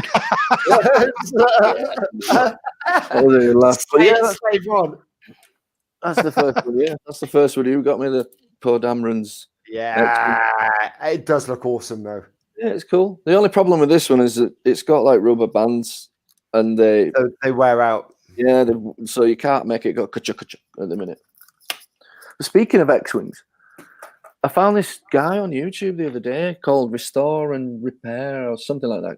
But he takes toys from his childhood that he finds and completely restores them. And he was doing the 1977 original X-Wing, which had little... Hang on, guys. Breaking. Oh, he nearly... You just introduced him. You've done exactly what you said you weren't going to do. No, I clicked him in, and he didn't. He's on it. He's on it. He's clicking. Screw him. He But won't let us in. Sorry, go on. he's restored this X-wing perfectly. The original one had the. Do you remember the little spring in the R2 Lummy that you used to have to press down so the wings came out? You guys remember that? Yes. Yeah, and there was a little blue clicker next to that. You had to click to get the wings back in. And this one had batteries in it and had a little LED at the front. And this guy just restored it immaculately. It's beautiful. Took all the stickers off with this, soaked it in water and stuff. Took the stickers off, reprinted the stickers, and it was just bone white at the end of it. It was unbelievable. What a job! What a job he did. I'm probably citing him wrong. I can't remember his name, so I do apologise. But yeah, Google X-Wing Restore on YouTube, and I'm sure you'll find it. But yeah, it was good. Oh, Rob, you're a guitar person, and you, Gittins. Check this out. Your Bluetooth. No. This. Can you read it? Hang on. Harmony. Yeah. Oh, right. Yeah. Look, it's I don't know yet. I haven't plugged it in yet because it didn't come with a power pack. But look at it. It's a pedal. It's an actual guitar pedal. It's honestly, you could fit it. Oh, it's absolutely you can't see the scale of it. Look how tiny it is. Wow. Modern electronics. I'm just in love with it. It's really it's got a good weight to it. It's feels like it's really well made. But Jesus, I can't wait to plug it in. I just wish I'd have known it didn't come with a power pack. But yeah, harmony pedal that I got. They're cheap as chips as well, dude. I knew it was going to be small, but really, I don't even know. It doesn't even look big enough to take the wires, to take the jack plugs. It's insane. Yeah, cute. So yeah, not totally geeky, but music geeky. It's absolutely fine. It's a nice present to have. Yeah. So no, Roberto is messaging us to say hello. You hear me? Forget him. It's dead to us now. No, you're not. You're just temporarily in a coma, Roberto. You're not dead to us. I'm always there for you, my friend. I love having you part of our show. I tried to put him in then, and it literally started connecting, and then he bailed. So screw him. I think it's been fun. I've seen his reel now, so I believe him. So he can take that. We know you're a real person now, and I don't recognise you. When you say he had glasses on, did he have a fake mustache or It was like, do you know one of them flip things in Guess Who? It looked like one of I knew it. Wait a sec. It might have just been that. Yeah. It might have just been a Guess Who slide. Yeah. So, Christmas meals this year, gentlemen. How were your Christmas dinners? Because that is, I saw some images on, how people rate their breakfasts on Twitter and on social media and things like that. People were doing it yesterday with their Christmas meals, and I saw a Christmas meal yesterday that had sweet corn on it. Don't know how you guys feel about sweet corn on a Christmas meal. It was touching the gravy. It also had lettuce and it had pineapple rings. Oh. Whoa. Yeah. The pineapple's just wrong. Very wrong. Yeah. Pretty strange, but each to their own. I think people have got this all oh, do you have a mince pie? I don't have a mince pie. Can you have Yorkshire puddings with it? It's Christmas Day. Celebrate. If you want sweet corn, have it. Lettuce, yeah, sure. Have it. Do you want gravy on your lettuce? Do you want me to avoid the lettuce with the gravy, or just garnish it with pineapple rings. Yeah, no, it's yeah. So, what's your ideal Christmas dinner, Rob? What trimmings would you have? It's got to be anything except sprouts. I do not like you're sprouts. Not Sprout fan? No, do not like sprouts. Don't agree with me, and nobody wants to be anywhere near the room with me afterwards. But no, it's turkey, mash, roast potatoes, lots of gravy. So you are a mash and roast potato person as well? Oh, absolutely. Because I am as well, but I've recently been sort of shamed for having mash and roast potatoes on a Sunday roast and a Christmas dinner. What about you, Chris and Nathan? Are you mash and roast potatoes? You've been potato shamed, man. I've been potato shamed. I'm being tax shamed. One of my housemates and another friend. Well, I think that's disgusting. Roberto. Roberto. It was there, and it's Yeah. Oh, come on, Roberto. It was there. you. It was. I'm I rooting for you, swear it was Roberto. there. This is the big reveal. Come I love on. how fickle you are, Lummy. One minute you're like, you know what, you're dead to me, you're dead to me. In That were a fact, no, challenge.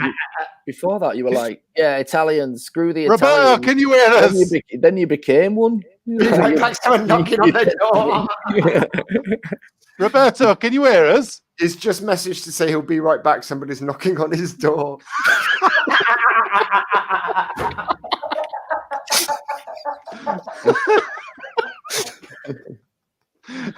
What if he never comes back? We might have a...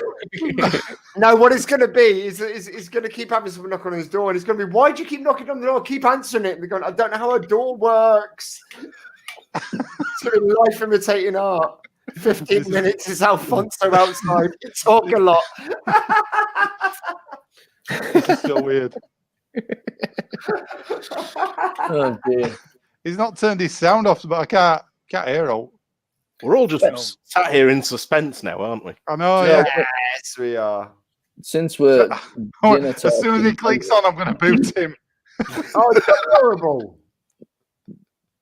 Nicest thing, just going back a sec to the Christmas dinner thing. Nicest thing I've ever had. No, nicest thing I've ever had at Christmas dinner was vegetarian. Years ago, years and years ago. It was like 6, 7 years. No, more than that. 9 years ago, let's say. Go for 9. And it was a cranberry and brie Wellington. Nice. Oh, Nice. very nice. I made cranberry gravy yesterday. Not that my dinner. not that my dinner Great. yesterday was rubbish or anything. It was amazing. It was great. It was stuffed all day. Is your fiance watching this by any chance? Probably not. She's, Okay. Oh, she's the person who probably made the dinner. dude, the kid got up at 5 yesterday, and then about he just left Christmas? yeah, exactly. But we didn't. Nobody napped. We just stayed up all day like maniacs. By about 9 o'clock last night, we had no idea what day it was or anything. I was just like, oh my god, what's going on? I had to have a nap. long day. I had to have a 2-hour nap after Christmas dinner. I wish. Oh God, I was knackered. I was so tired. Fell asleep watching Harry Potter. It was brilliant. Yeah. Just a nice wintry way to spend an afternoon. Has anybody watched the new Pixar one that came out today? Not yet. No, not yet. No, not yet. No. Do you know what it No, is? so I didn't even know there was one. Yeah, there's a brand new one. It's called Soul. With Jamie Foxx playing the lead character, who's a jazz musician, stroke teacher, and he ends up. I don't know too much about it. I haven't seen it yet. I just saw the trailer. It looks good. It looks really good. But he ends up. It's all to do with the soul. No, I don't want to say what happens because I don't even know if it's true. But yeah, he ends up in the world of the souls and learns how souls are and stuff. Watch the trailer. It looks really good. But yeah, they released it as a Christmas present, like Christmas Day release. Nice. I like a good Pixar. Yeah. And they usually I like a pretty bad good, Pixar, me. Yeah. What's I a love bad a bad Pixar Pixar. then? What's a bad one? Give us That an dinosaur example. one they did, that one very Yeah, good. that one's great. That's a bad What's Pixar, that? but I still liked it. I like a bad Pixar.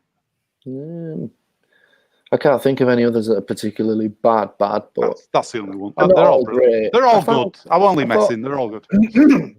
I thought They're all Up good. Up was a bit slow, but also made me cry in the first like 5 minutes. Like, what? Yeah, you that intro. Holy crap. Jeez. I liked Ratatouille. I thought that was great. Ratatouille is a great film. Yeah, Awesome. yeah. And I also really, I don't know if it's Pixar. Pirates Adventures with Scientists. Is that what it's called? I know. No, I know That's it's not hard. Yeah, Yeah, I think it's so. Yeah. brilliant. Yeah. Yeah, It's yeah. absolutely- Have you seen that one? I've seen half of it. I think my nephew Oh. put it on. I thought it was absolutely hilarious. Brilliant. Excuse But me. it's got a different name because I remember trying to find it. I watched it with you, Webby. I think you'd introduced me to it, and then I tried to find it when I got back down to London, and I found it, but it was with a completely different name. And I You You think- didn't buy it off one of them London markets, did you? Yeah, it's exactly where I got it from. Yeah, I think I know it as Pirates and Adventure with Scientists or something like that. Yeah. Yeah, it's good. It's really funny. It's really funny. What is your go-to non-Christmassy Christmas film? So like like every bank holiday they'll do like a James Bond or something like that. That isn't necessarily a Christmas film. So But what I is want the to watch it around Christmas. I usually it's the go-to. Yeah, something like Back to the Future or Lord of the Rings. I don't know why. They just feel like holiday movies when you got a bit of time to watch a trilogy. Yeah. We do the Harry Potter films. They're not Christmassy films, but they feel like good sort of wintry. Well, some of them are set at Christmas and stuff. Well, they do a whole year, so of course they do sort of skip past Christmas. But what about you, Rob? Is there a non-Christmassy film that you like to try and watch? I know you said you watched Die Hard, but I mean that's universally accepted now. That's a Christmas film. This is I suppose Back to the Future, Indiana Jones, maybe. I like the Indiana Jones. Yeah, that's always a good one just to pass some time and have a bit of fun watching. It's usually stuff that was on Christmas when you were a kid. On at Christmas when you were a kid, isn't it? That you go. All right. What's your favorite out? We're gonna forget the fourth one. What is your favorite out of the 3 Indiana Jones films that exist? For me, it's the first one I saw, which is actually the last one. It's Last Crusade. Oh wow! Okay. Yeah, just because it was the introduction to it. Yeah. I mean, for me, it's a very close second is Raiders. For me, the weaker of the 3 is Temple of Doom.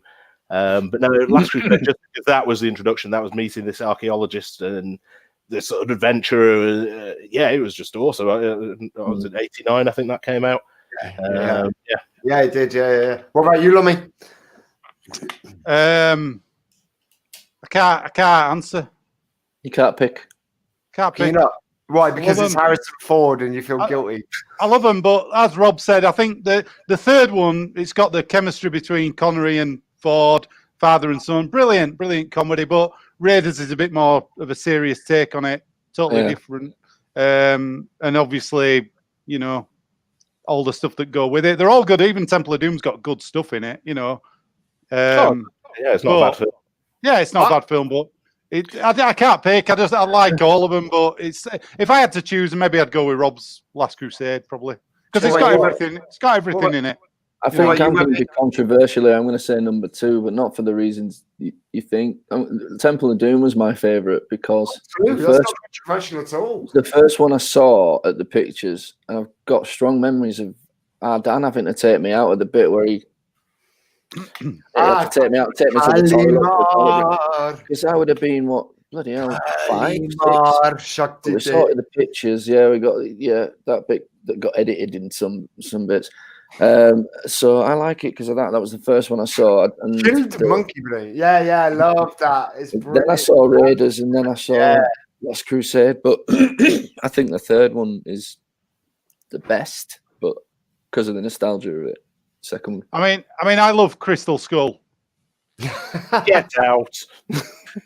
Kick him out of the room. Kick him out. Oh, come on, Roberto. Come on, Roberto. Back a minute ago. Come on. I love your devotion to this. I'm rooting for you, Roberto. You are the Christmas gift I didn't realise I wanted. I can't hear anything. You hear me? He's just said in chat. Oh, We can't hear you because you've turned your thing off. if I close my eyes, I can see you, Roberto. And Temple of Doom is my favourite. I saw it first. Temple of Doom, Temple of Doom, Crusade, then Raiders for me, I think. Yeah, don't get me wrong, like the second one's not perfect at all. It's not my actual favorite. When I rewatched them recently, and when I did, the second one is clearly the one with the dodgiest bits in it because of the sidekick and the sort of weak ass female role who just screams at everything. Yeah. And I think nowadays, were they to redo that exact same movie, they would probably put a much stronger female lead in it. But when I was a kid, I loved Short Round was amazing. When I was a kid, I absolutely loved him as a character. I mean, maybe growing up you see things differently. I mean, ciao, Roberto. He's got to go now, guys. Ciao, Roberto. We're never here. See ya. Roberto, you're always here, my friend. Always here. Ignore what Curly Lum says. Yeah, no, I mean, you see and you appreciate them differently as you get older. So my appreciation for Raiders of the Lost Ark grew massively, you know, when I was old enough to understand the Nazis and all that sort of side of it. But it just felt like a much more serious film. But I think the good thing about these films is they're so rooted in like a reality, you know, like they're happening in a world where World War II is going on, and you know, but each one of them's got that supernatural aspect. And the reason that one of the reasons Crystal Skull messed up, in my opinion, was because they went overboard with that.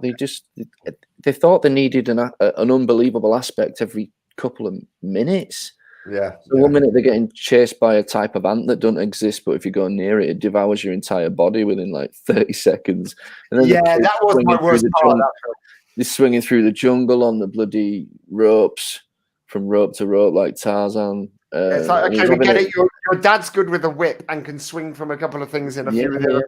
So suddenly you're Tarzan. Yeah. He's having an unbelievable fight on the back of a Jeep that looks really fake. And then you get to the actual bit with the crystal skulls where they get into the place, and it's just one unbelievable sequence of events after another. You know, even going back to when they fight those pygmy things that come out of the out of the ruins. I forgot about that. But the worst thing about it for me is still the fact that at the end of it, when they stood at the mountain and the giant, spoiler alert, giant UFO comes out of the ground, there's like a cyclone going around with bits of rubble swirling around at mad, and they're all stood there. Not one of them gets hit by so much as a single pebble, and they're right next to it. And I'm just like, eesh. Yeah, not one of them goes, I've got something in my eye. It stings. And the other thing was the sting in the tail was Spielberg said that wasn't going to happen. That he was when they made the fourth Indy, they were going to stick to the roots. They were going to stick to what made it successful in the first place. And in his eyes, it was a good blend of a brilliant story, brilliant script, great acting, and practical effects. And I'm not sure what happened at some point, but I did hear this little rumor that George Lucas got involved. He said, "Yeah, you say that, but do you want to see the work that we're doing here?" And remember, you know, he's my character after all, you know. So yeah, for those of you that don't know out there, George Lucas wrote Indy, and he gave it to Spielberg to direct. Why? Why did he do that? Was he busy with something else? He just finished Star Wars, and he talked to Spielberg about it, and he didn't want to direct. I don't think he was burned out after Star Wars, so he said he'd just produce. So, and also, I mean, Spielberg obviously had a good track record of, you know. How many indie stories are there? Stories? What do you mean? I'd heard about the Crystal Skull when I was a kid. A friend of mine, I think I said on a previous show, a friend of mine had said, there's this story, Indiana Jones and the Crystal Skull. It's about like the unwritten ones, because the best ever unwritten one I remember was one called. I think it's written as a novel. Check this out for an idea. Lummy might know more about the actual story. They did a game of it, and it was Indiana Jones and the Fates of Atlantis. Yeah, he was on the hunt for Atlantis. What a brilliant storyline, man! Whichever way. Yeah, Rob will have played this as well, won't you, Rob? Oh yeah. But two versions of the action and the adventure game. Oh really? I used to love the LucasArts point and click stuff. Brilliant game. Maniac Mansion, Monkey Island, and obviously the Indiana Jones stuff. Oh wow! I didn't know there was an Indiana Jones series. There was a comic book of them as well. They did Dark Horse Comics did a load of them. Marvel Comics started off. They did adaptation of Raiders of the Lost Ark. Then they did the Further Adventures of Indiana Jones, which was 34 issues, all different adventures. Really good stories, pretty good artwork and all that. Indiana Jones ones as well, they were great. Yeah, Dark Horse brought them out as well. But Dark Horse did some series of Indiana Jones as well, and that's what they had Fate of Atlantis in. They did a comic adaptation of it.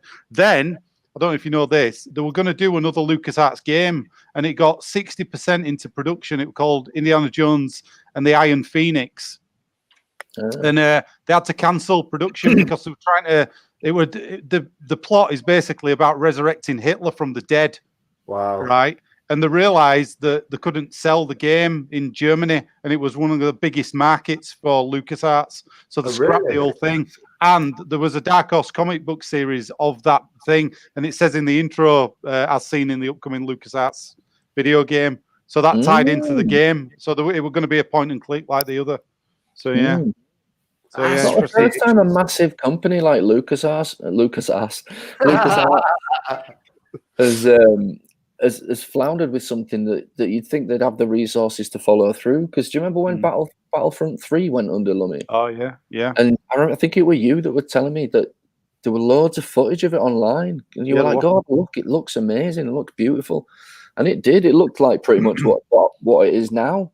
But that's 10 years ago, so wasn't it? Similar things just happened with Left 4 Dead 3. They were supposed to be doing Left 4 Dead 3, and I think it all fell apart at quite a late stage. So what they've done is it's like Blood for Dead or Dead for Blood or something like that. But basically, there's a game coming out next year, and it is basically Left 4 Dead 3. But they've just renamed all of the all the zombies, but it's exactly the same gameplay. Basically, I don't know how they've managed to get away with it. Indiana Jones always made me want to be an archaeologist when I was a kid. I was desperate to be an archaeologist, and still, to be fair, I still get excited by the idea of secret passageways and things like that. And it's all because back passageways, of course. Thanks, Love them. He never stops talking about it. Always made me want to murder Nazis. Yeah, always. Okay, so what other films have and be an archaeologist? What other films have there been that when you were a kid, like Karate Kid, made me want to take up karate? What films have influenced you, and in what way when you were younger? Ooh. And how far did you take the sort of charade? So Ferris Bueller, man. Yeah, you never went to school. Yeah, we can tell. And he always talked to a fictional camera. Do you remember when we were at college? He just turns at fourth wall and go, "Well, I didn't think the day would go like that." Every time I try to do an opinion, I don't know what you mean. I remember Lummy trying to remake Ferris Bueller with you one day when you guys took a day off college. Do you remember? That's true. Yeah. I do remember. Yeah. We did about 3 shots and then went, nah. I forgot that. Yeah, you're right. I remember when you two never showed up for college because you were seeing your respective girlfriends at that time, and at Lummy's house. You phoned up and said that you were locked in the house. And it was a rehearsal for Jesus. You couldn't get out. You were locked in, and the teacher was having none of it. Yeah, we both. And then we went to the nicest tutor we knew, Roy, and we had to lie to him. And he turned around and said, "I don't know Rich too well, but I've known Chris for 3 years, and there is no doubt, there's no chance that Chris would lie. I would trust him implicitly." And we were sat there going, "Oh, fucking hell, this is awful." This was the sweetest man you could have. It was like everybody's granddad, wasn't he, Roy? And you're like, "Ah." Lovely. That was his test, and we failed it. So go on. What films influenced you to kind of role play or make believe when you were a kid, or made you want to have that as a job? And how far did you take that playfulness? Well, for me, Doc Brown and Back to the Future kind of Brilliant. be interested in the whole tech science thing. Kind of where I ended up going in life was computers and stuff like that on the tech side. Brilliant. Always wanted to be Doc Brown. Quite upset everybody else be the lead. Be Marty McFly if you were playing around at school in the playground, just pretending you're in the middle of the chase with the Libyans and shit like that. Running around, kind of doing stuff like that as a kid. It'd be brilliant, man. If you just had a Doc Brown, because I wanted to be Marty McFly, not because I thought Michael J. Fox was totally amazing, but because he got to skateboard.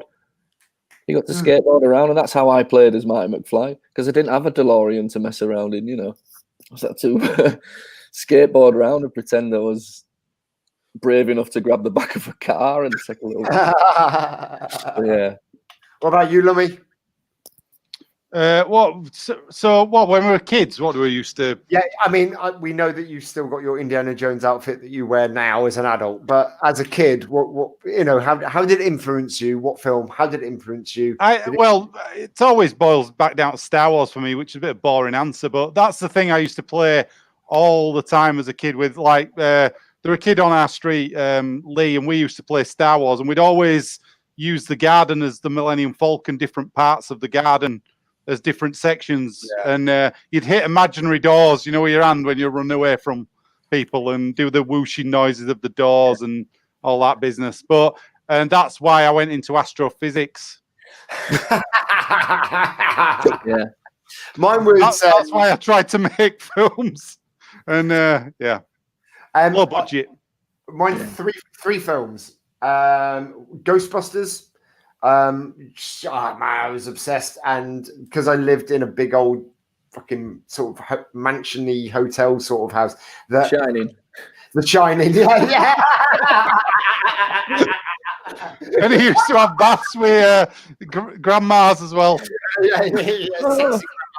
You're making grandma get in the bath. No, you're not doing it right, Grandma. You've got to be scarier. Take your bloody clothes off.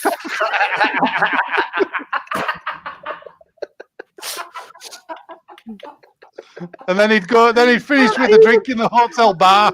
God, can't I put a little bit of hot in? No. I want it to be realistic. So Ghostbusters, Tim Burton's Batman. I used to try and make gadgets and like run around the gardens, like pretended I was Batman. And Young Sherlock Holmes. I don't know if any of you ever saw that film. Yeah. I was obsessed with that film when I was a kid. I used to sit and play with my chemistry set while that film was just playing on repeat constantly in the background. That's an awesome film, and it still stands up today. It's a brilliant film. Really, really good. First time they did CGI in a film, that the stained glass window in the. Really? Yeah. They also had all these pastries and cakes that came to life and tried to attack the guy. Stop motion animation. It's brilliant. Really, really, really great film. It's a great film. Man, Goonies. Oh, Goonies. Of course, I love to. If us four were kids and we had a little Goonies adventure, amazing. Find some treasure. I always have one as adults. Yeah. I always wanted to be Data. I loved all the gadgets. I was just really keen on like gadgets and stuff like that. So I was just quite obsessed with that idea when I was a kid. He was brilliant. Yeah, I totally missed that. Yeah, Goonies, definitely. Yeah, I was a bit obsessed with treasure finding when I was a kid because my mum had this book called Masquerade, and it's quite famous. I don't know if you guys ever heard of this. And this guy in the 70s released a book called Masquerade, where he claimed to have buried a 15th century hair, a golden hair, like the outline of a hair with these precious jewels in. Rabbit, as in a rabbit. Yeah, as in the rabbit. And he buried it somewhere in the country, somewhere. They knew it was in the UK. Released this book, and in the book, every page is a clue, but it's a beautiful, decadent, amazing drawing. And somewhere in that drawing is a hair, and there's clues. And this guy figured it out. I can't remember what it was. Maybe 30 years ago, the guy actually found this thing and dug it up.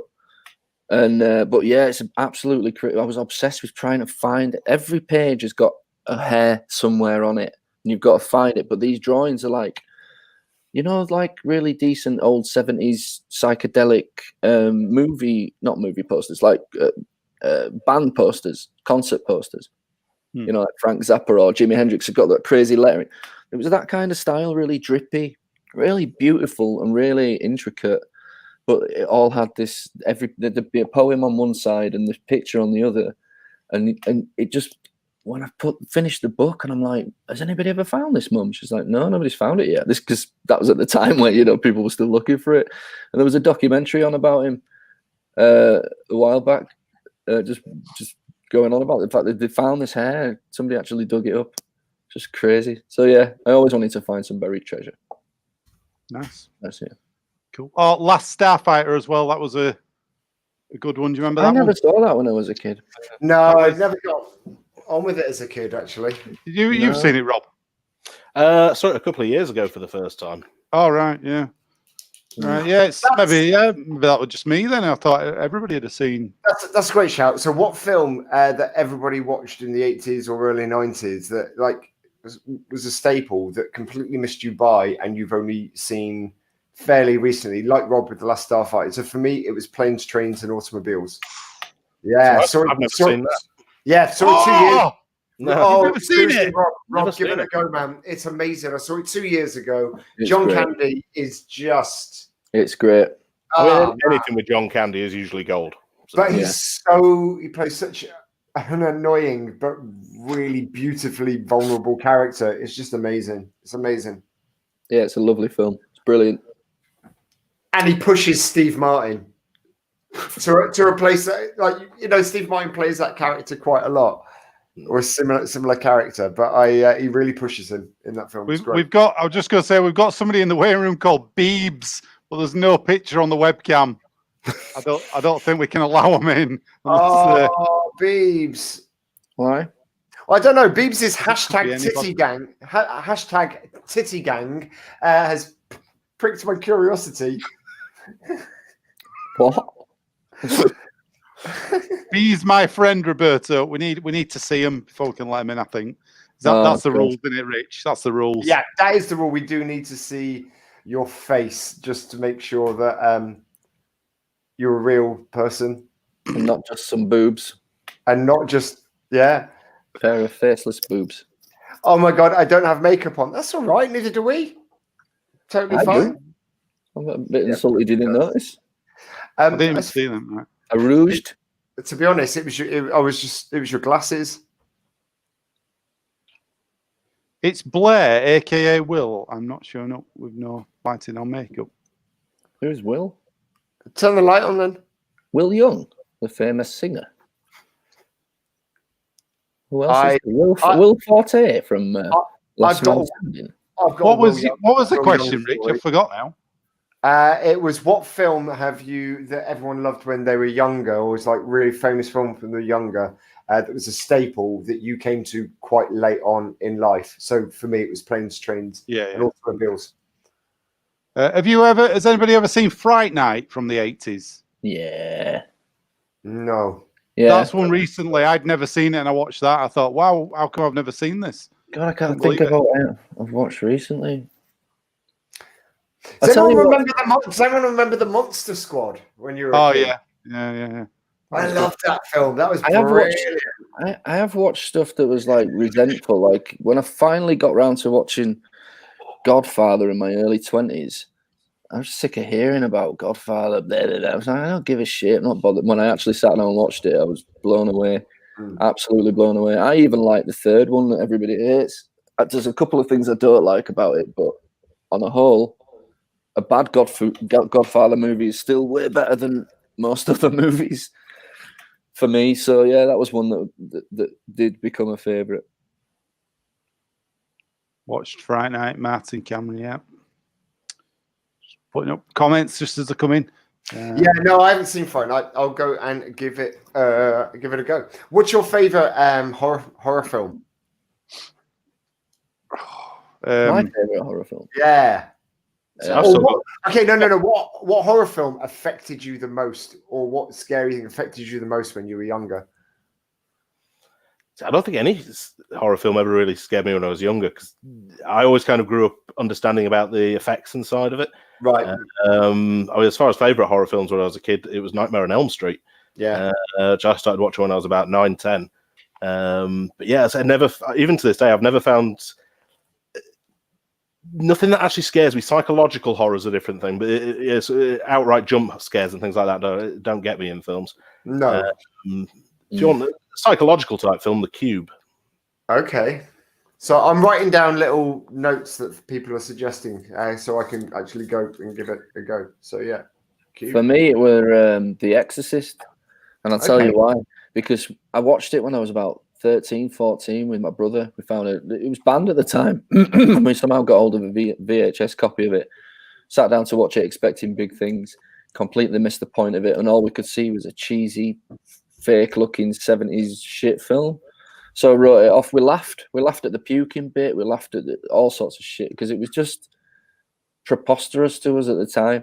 But then they re-released it for the 25th anniversary, and we were showing it at the Odeon when we worked there. Do you remember? I remember we worked there. Yeah. I worked there with you. I worked there with Lummy. I don't know if you remember when The Exorcist came out. So it was in Cinema 1 for I think about a week or so, and then it moved straight to Cinema 5 because nobody really wanted to watch it. And one night when it was quite quiet, I decided to just go in and sit down and watch it. And I watched it and I saw it for the first time. Do you know what I mean? I was like, I got what they were trying to do. And I know people will argue the point of the film to me isn't that it's not scary because it looks cheesy. It's not scary because it's not good. It's amazing if you take into account that the lead character is not a religious person. Yet, like most of us, I don't know, you know, most of us aren't religious, I don't believe, but she's not a religious person, but yet her daughter clearly has the devil inside her. So it just has this extra aspect to it. When you actually watch it again, I felt stupid. It was beautiful. It was properly scary when the psychology of it comes into play, and completely changed my mind so much. It's now like one of my top 3 films. It's a great film. But yeah, that was a shocker because I thought I knew it. I was like, yeah, let's give this a go. It'll be a laugh. And when I found it terrifying for the right reasons. You know what I mean? What about you, Lummy? Right. So. One thing, I saw Exorcist like you said, Nathan. I think I saw it late on, and I you know, a bit too old to be scared by it, really. But I'll tell you what I don't like in films at all. It's not really a horror thing, but I hate it when people get injected on films. I can't stand it. Okay. And in The Exorcist, the little girl is in the doctor's. She gets injected, and I freaked out because I'm like, train spotting where there's the close-ups of the injections going in and all that business. I can't deal with that. I don't know why. It's not a normal injection, that is it? It's like a spine lumbar injection they give her. Yeah. Well, like terrifying. Yeah, horrible. But I'll tell you, a scary film for me. When I first saw it when I was younger, Texas Chainsaw Massacre, definitely. Yeah. That was so weird. It's so weird and like. How old were you when you watched it though? I don't know, but young. But I'll tell you what, I was really young. I don't know how old, but I used to share a room with my eldest brother. And he once watched a film called Lair of the White Worm, a British film with Hugh Grant in it. And what's the Scottish, what's his bloody name? He was Doctor Who. Oh, Capaldi. Yeah, Capaldi's in it. Yeah. And it's got a really like horrible images and stuff, and this giant snake thing at the end, and all this stuff. And I saw that when I was he watched it one night thinking I was asleep. And I woke up, I remember watching it, and I was absolutely terrified. Have you ever seen it? I'm looking for it now because I can't remember the name of it. There was a film when I was a kid. It was a ghost story with a little kid in it. It's got Lucas Haas in it. I don't know if you remember him. A guy died a couple of years ago. I'm just trying to find it now. It's when he was a kid. You have a look for that. Not the Omen. No, not the Omen. No. Basically, he gets locked in school overnight in the cloakroom by the bullies. They lock him in the school, and nobody knows he's there. And while he's there, he sees a fucking ghost, and it's just a terrifying premise for any kid to see. I saw it when I was quite young. I'll see if I can scroll through. So you carry on.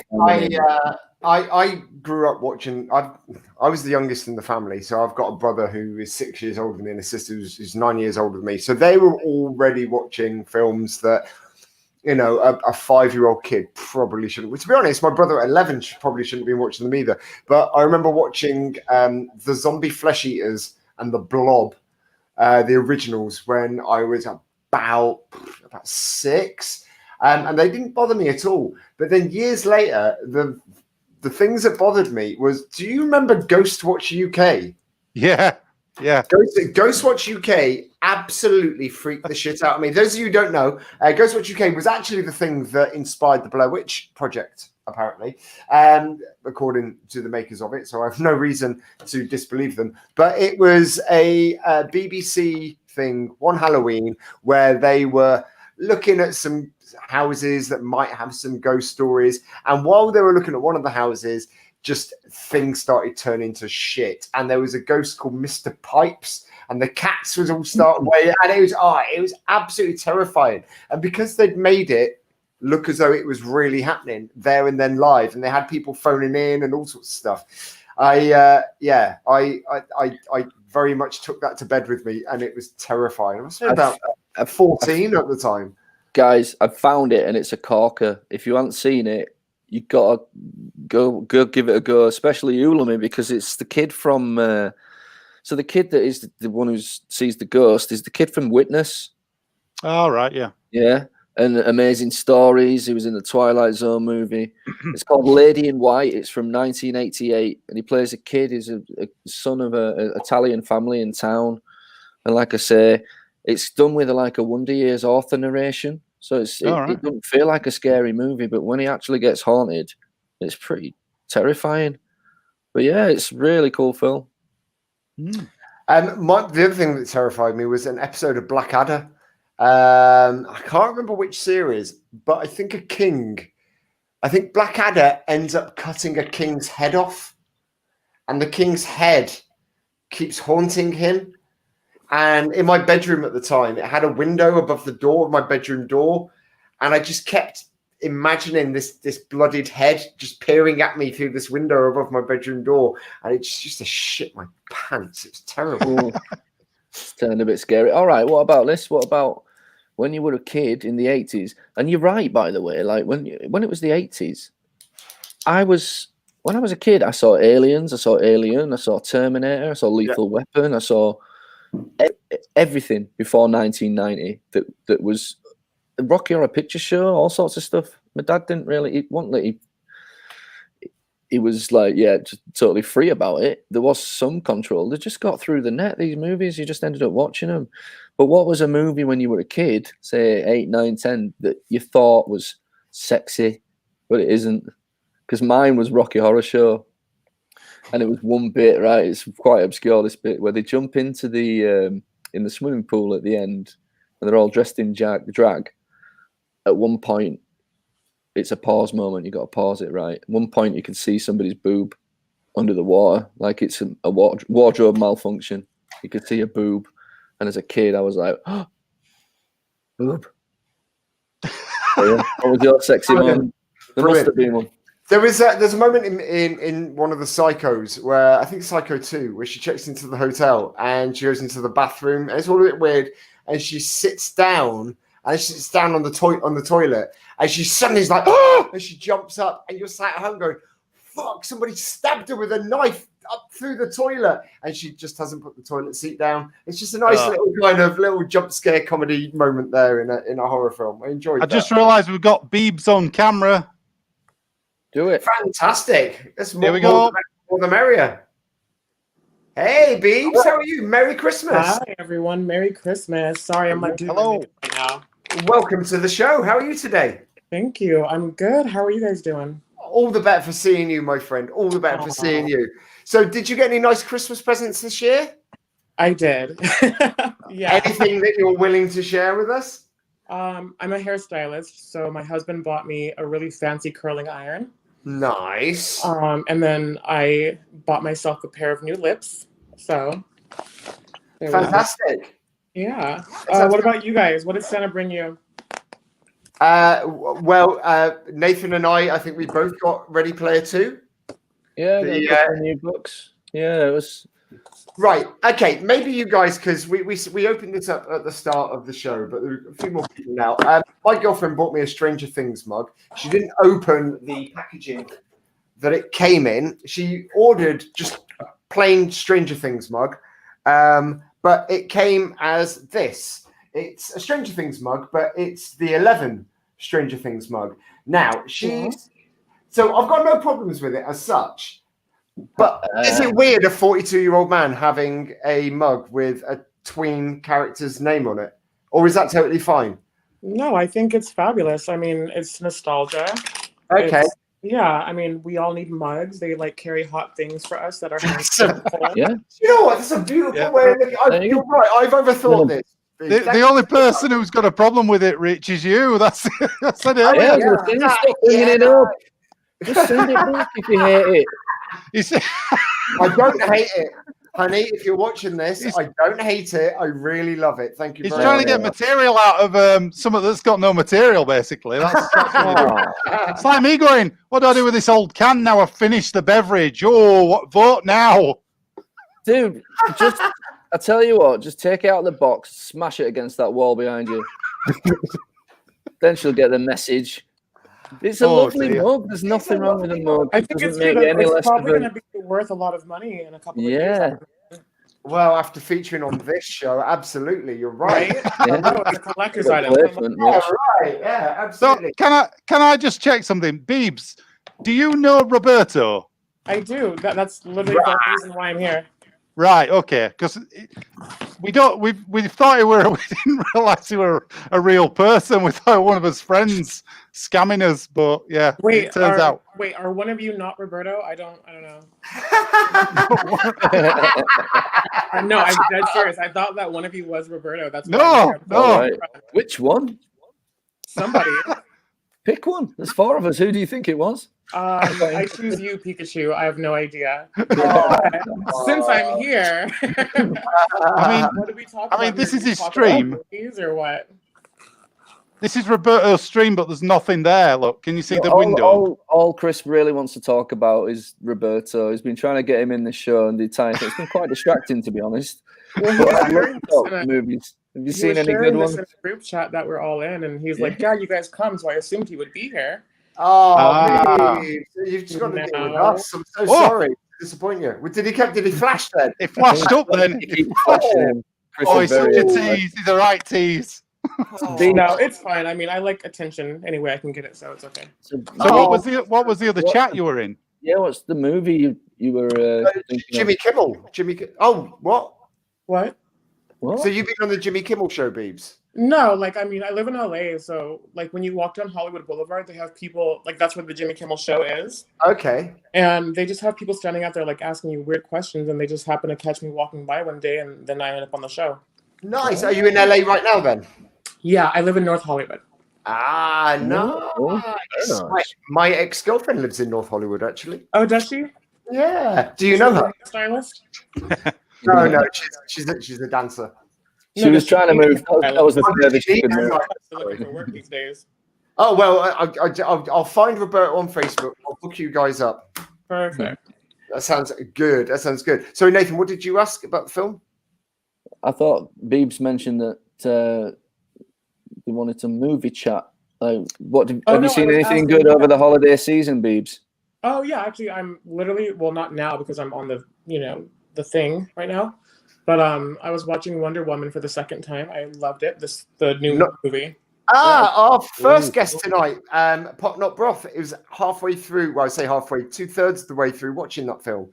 Was 2 hours into watching 1984, and then came to join us. I've heard good things about it as well. It's getting really good write-ups. Yeah, I really enjoyed it. I heard that a lot of people didn't like it, and I don't understand why. I thought it was a really good message. I don't want to spoil it for someone who hasn't seen it. But I thought it was really good. I mean, especially for a sequel. I will say that Kristen Wiig as the cheetah was phenomenal. Okay, cool. Yeah, I heard she worked hard. She's put a lot of work, a lot of fight training. We're all used to seeing her in Bridesmaids and these funny comedies. But it was good to see her depth and range. I'll say. Yeah. Fair. Yeah. I love the first film, so I'm really looking forward to seeing the second one. Me too. I mean, as a hairstylist, I just love the fact that there's a superhero who can crash through buildings, and her blowout with her hair is still intact. Really good. Yeah. So from a hairstylist point of view, what shows or movies are completely on point? What are you looking for? What do you look forward to watching to see what's cool and what's not? Well, it's really funny because knowing what I know about the industry, it's crazy because I'm watching a show or a movie and I can always spot okay, that's a wig. And then it gets distracting. But I don't know. I just like movies. I don't know what we're talking about. Okay.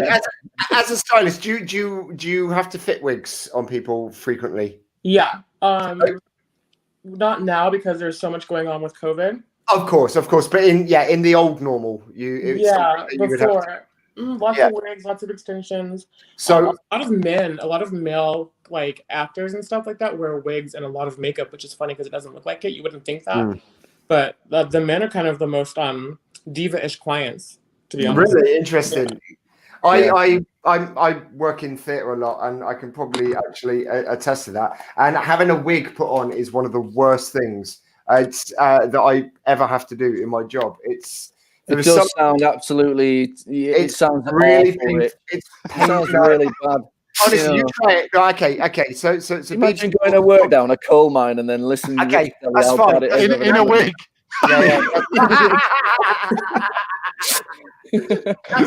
That's absolutely fine, right? But no, I'm only kidding, Beeps, talk us through put like styling a wig on someone. So you have to put this head stocking on first of all, right? Yeah, usually, unless they're bald. Unless they're bald, but you have to clip that head stocking in, and this is the bit that I find the most painful. When you're it's tugging on your real hair, so that's not always the best. But yeah, basically you just kind of wrap the hair so it's really flat, and then you put the cap on, adjust the wig. I always like to have the client help me by using their fingers like this, so they can hold the wig in place. Yeah. But all you have to do is secure it. The one thing I don't like are the lace front wigs because those are more complicated and take more time. Where you have to glue them down a little bit as well. And the glue and the hairdryer and the whole bit. It's a lot. Yeah. So you have to have these. So they put these hair clips in, but it scratches right up your head, and you also have about 15 or 20 of these things in. So if you're doing 2 shows a day, twice a day, you're just basically having your head just clawed around. It feels horrible. I absolutely detest it. Do you know they're doing some miracles with wigs in films and movies now, though, because you see people that you know for a fact are like naturally receding, like for instance, like Jude Lummy. Oh, sorry. Sorry. It's natural. But anyway, like you see them in one movie, or you see them on TV, and there's nothing there at all. But the wig, like when the wig's invisible, there's nothing worse than being able to spot that the wig's bad. But I think it adds an element that it's because the person that's wearing it doesn't know it's bad sometimes, and that makes it worse. You know, like your 70s chat show hosts, that sort of 70s. Very obvious. Yeah. Actually, there is a Conservative MP who nobody called Michael Fabricant. Lummy, can you just Google Michael Fabricant and get a Google image up? See if we can show a picture of him. Is it possible? I'd like Beebs' professional opinion. On what? I'll have a go. Hang on. If you get Michael Fabricant. Fabricant. So basically, this is a Conservative politician, Beebs, and there's actually a clip of them in the House of Parliament where it looks like a wig, right? And there's a clip of some of his. I just want to get something. Not a problem. And there's this clip of some of the other Tory MPs sat behind him in Parliament, and you can clearly see them like pointing at him, going, "It's definitely a wig," like that. And you can lip read them pointing and saying that this is a wig. Have you managed to find one, Chris? Yeah, I've got several. How do I do this? Hang on, let me do this properly. I'll get one. So Chris is just looking for an image at the moment, Beebs, of this politician, and we would like your professional opinion once he gets it up, so whether this is a wig or whether this is his real hair. I mean, his opinions are ridiculous, so it stands to reason that his hair would be as well. And Rob, how are you doing over there? You haven't fallen asleep in the corner? No, not yet. I'm enjoying myself. So what work have you got going on at the moment? Because, I mean, you've done a lot of acting work with Lummy and a lot of writing work and things like that. Oh, so are you guys actors? Like you said you work in the theater. Are you guys actors? I'm an actor. Chris, top left in the Santa hat, is an impressionist. What do you do now, Rob? These days, I'm actually just working in IT. I work for a web hosting company. Senior administrator on that. So, yeah, basically trying to keep people's websites running. I'm still waiting for Lummy to get his backside in gear and get another film on the move. It's been far too long. There was talk of another Bushman film a couple of years ago. Whatever happened? Yeah, we're gonna try. I mean, we had some worked out, but obviously since March, you just can't do anything, could we? So Yeah, I mean, this year's stop on any plan like that. But so I want to get stuff going again, and we'll get something going. But yeah, it's just a matter of time. But I'm writing load of ideas down and stuff, and so I'll get stuff prepped, and then once we can get back to it, we'll do something. Yeah. Go on, show us. I've got your picture for you. Go on then. Show Beebs. There we go. Oh, is that a wig or not? That's a wig. Do you think that's a wig? Oh, That thank is you not so much. natural at all. Poor It's- baby. There we go. So his colleagues and his fellow party problem members. Right. The problem is, Beebs, is that this guy is just staunchly devoted to the fact that his hair's real. He's always asking people to touch it and stuff, isn't he? He's always saying, "You can pull it if you like. It's real. It's real." But He sounds like somebody I've heard of who is currently the president of the U.S. How is the work situation for you at the moment? Like filming, is there anything currently in production at the moment, or has COVID completely ravaged the industry? Because we know that America is obviously we've suffered pretty much the worst in Europe, but America's really suffering at the moment with COVID. Has it sort of put the kibosh on the industry completely, or is there anything that is in production at the moment? Are you asking me? Yeah. Oh, I know that like the studios resumed production in August or maybe September. Mm-hmm. So they are filming stuff. I'm sure everyone has seen the video of Tom Cruise, screaming at people on set for not, maintaining distance and stuff. Was that in the US or was that over here? Because I thought that was over here that happened. Oh, I don't know. I think that was over here. Yeah, it was over here. What do we think Apparently, about that? I What do know that like Fox and Warner Brothers have resumed filming stuff. America's Got Talent and other shows like that are using like the Universal lot, which is right down the street. Right. So people are adjusting to the new normal. As far as like my industry, it's okay. It's not like it was before. I guess like I would tell you I had maybe 5 or 6 clients in one day, whereas now I have like 5 or 6 in a week. So, Yeah. No, it's certainly hit us all quite hard. Got a bit solemn there. It did get a bit solemn. Sorry, I thought you were asking about Tom Cruise. So what do you guys think about Tom Cruise? Do you think he was? I know I've got my opinions as somebody who works in the industry who currently, it's similar to Beebs, has a much more limited kind of career at the moment in the new normal. So I actually personally really appreciated his outburst. But what about you guys? What did you think about it? Because I've got an opinion of Tom Cruise. I'm not a fan of his, the whole Scientology thing and stuff like that. It does skew my opinion on him a little bit. But what about you guys? I thought it was a bit much, the delivery. But I get the sentiment. Like, yeah, I mean, you're supposed to be safe. Like, stop fucking around.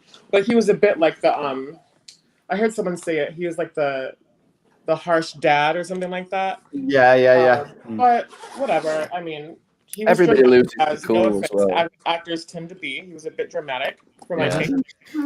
But I agree with him. No, absolutely. Because it got a lot of press over here, but it was quite split press. What about you, Rob? What did you think about it? Well, I haven't seen the video, but yeah, I mean, the sentiment there, it's everybody else around you. You've got to put safety first if it's along that line. Okay. Again, actors have a tendency for a flair for the dramatic. But yeah, the point he's making, whether you like the guy or not, if it's what it seems to be, then it would be a valid point. I would agree with him. I haven't actually seen the video, so I don't know exactly what he said. So. Absolutely. What about you, Lummy? Yeah, I think fair play to him. I mean, the thing is with him as well, he's the producer of those films. Well, Mission Impossible, how much money's at stake there? If that production gets shut down, all those jobs lost. So you kind of think fair enough. Well, it's not just that; it's the insurance companies that are sort of backing those films and covering those films. So if production falls apart, then other films aren't going to get insured. Other productions aren't going to get insured as a result of it. So. I think he felt the pressure as, I can't believe I'm sticking up for Tom Cruise. And then, on top of that, he's got to jump off a mountain on a motorbike. You know what I mean? It's like, how bad's your day going? Yeah, but the Stand thing is, 6 feet apart, and now I'm going to do this stunt. Jesus. Chris, he doesn't have to. He insists on it every movie. They've been know, trying to but- make him stop for like 30 years. Please, Tom, you're worth so much. Please don't threaten to kill yourself. He's like, no, I'm doing it. But you've never. Yeah. I mean, if you compare it to Christian Bale's rant about the lights that time, that's Well, the way yeah. it is. Yeah, it pales in What was it? comparison, doesn't it? Yeah, Oh, just yeah. yeah. It Yeah. bails in comparison. Yes, absolutely. Oh, What's your favorite Christmas movie, Beebs? We've been asking everybody when they've been coming on. What's your go-to Christmas film? Batman Returns. Batman Returns. nice. Nice. And For that is a Christmas movie. Yeah, absolutely. That's I mean, great. Catwoman's shout. transformation, forget about it. Yeah.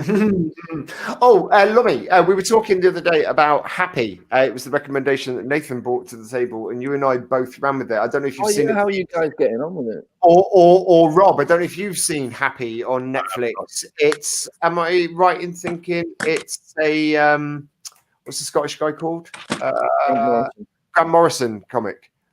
Yeah. Happy. Is that the one with that guy from Law and Order? I can't remember the Chris actor's Maloney. name. Yeah, Chris Maloney. Yeah. And he's absolutely brilliant in it. Yeah, he's Yeah, a great he's- actor. Yeah. How far have you got with it, Lummy? I've finished first season. Yeah, watched it. Yeah. Same here. Finished the first season 2 days ago and put on the first episode of the second one. And wow. I don't know if you started that, Lummy.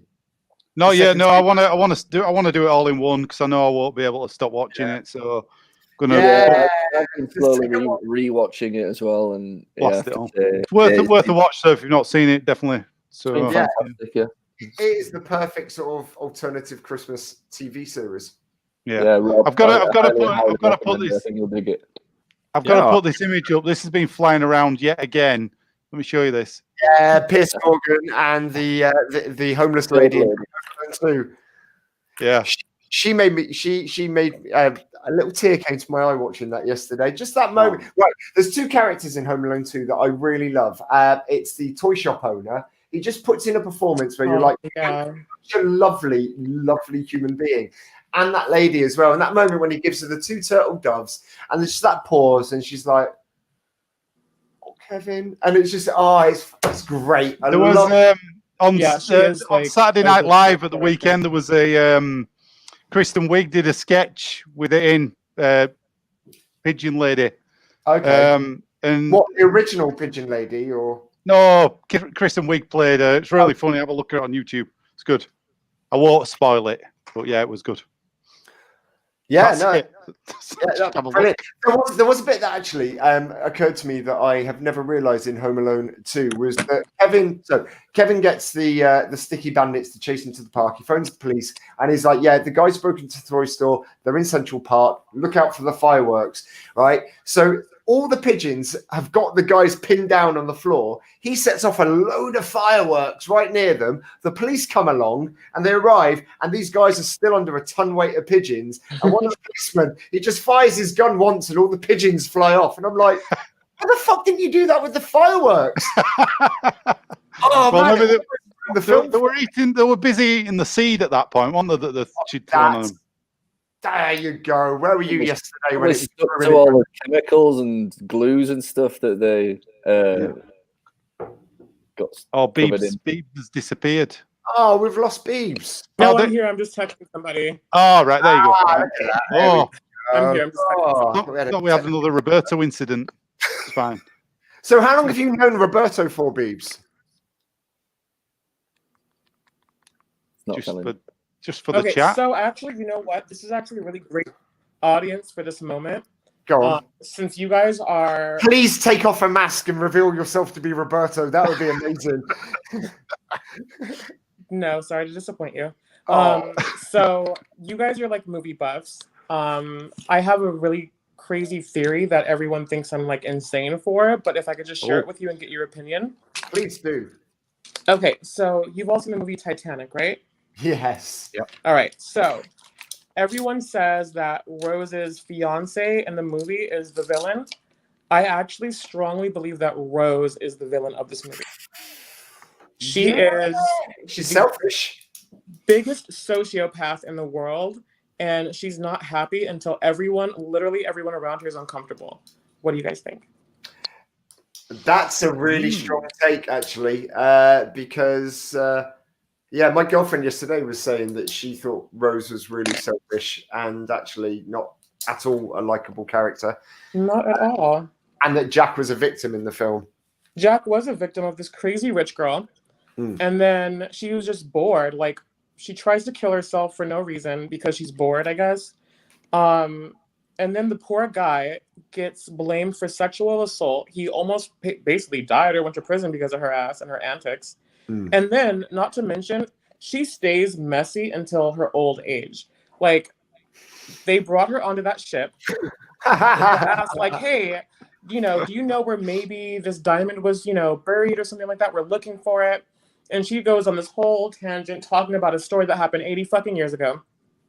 And then at the end of the movie, she drops the diamond into the ocean. She had it on her the entire time, and she was just fooling with these people. Like, what kind of sociopath does that?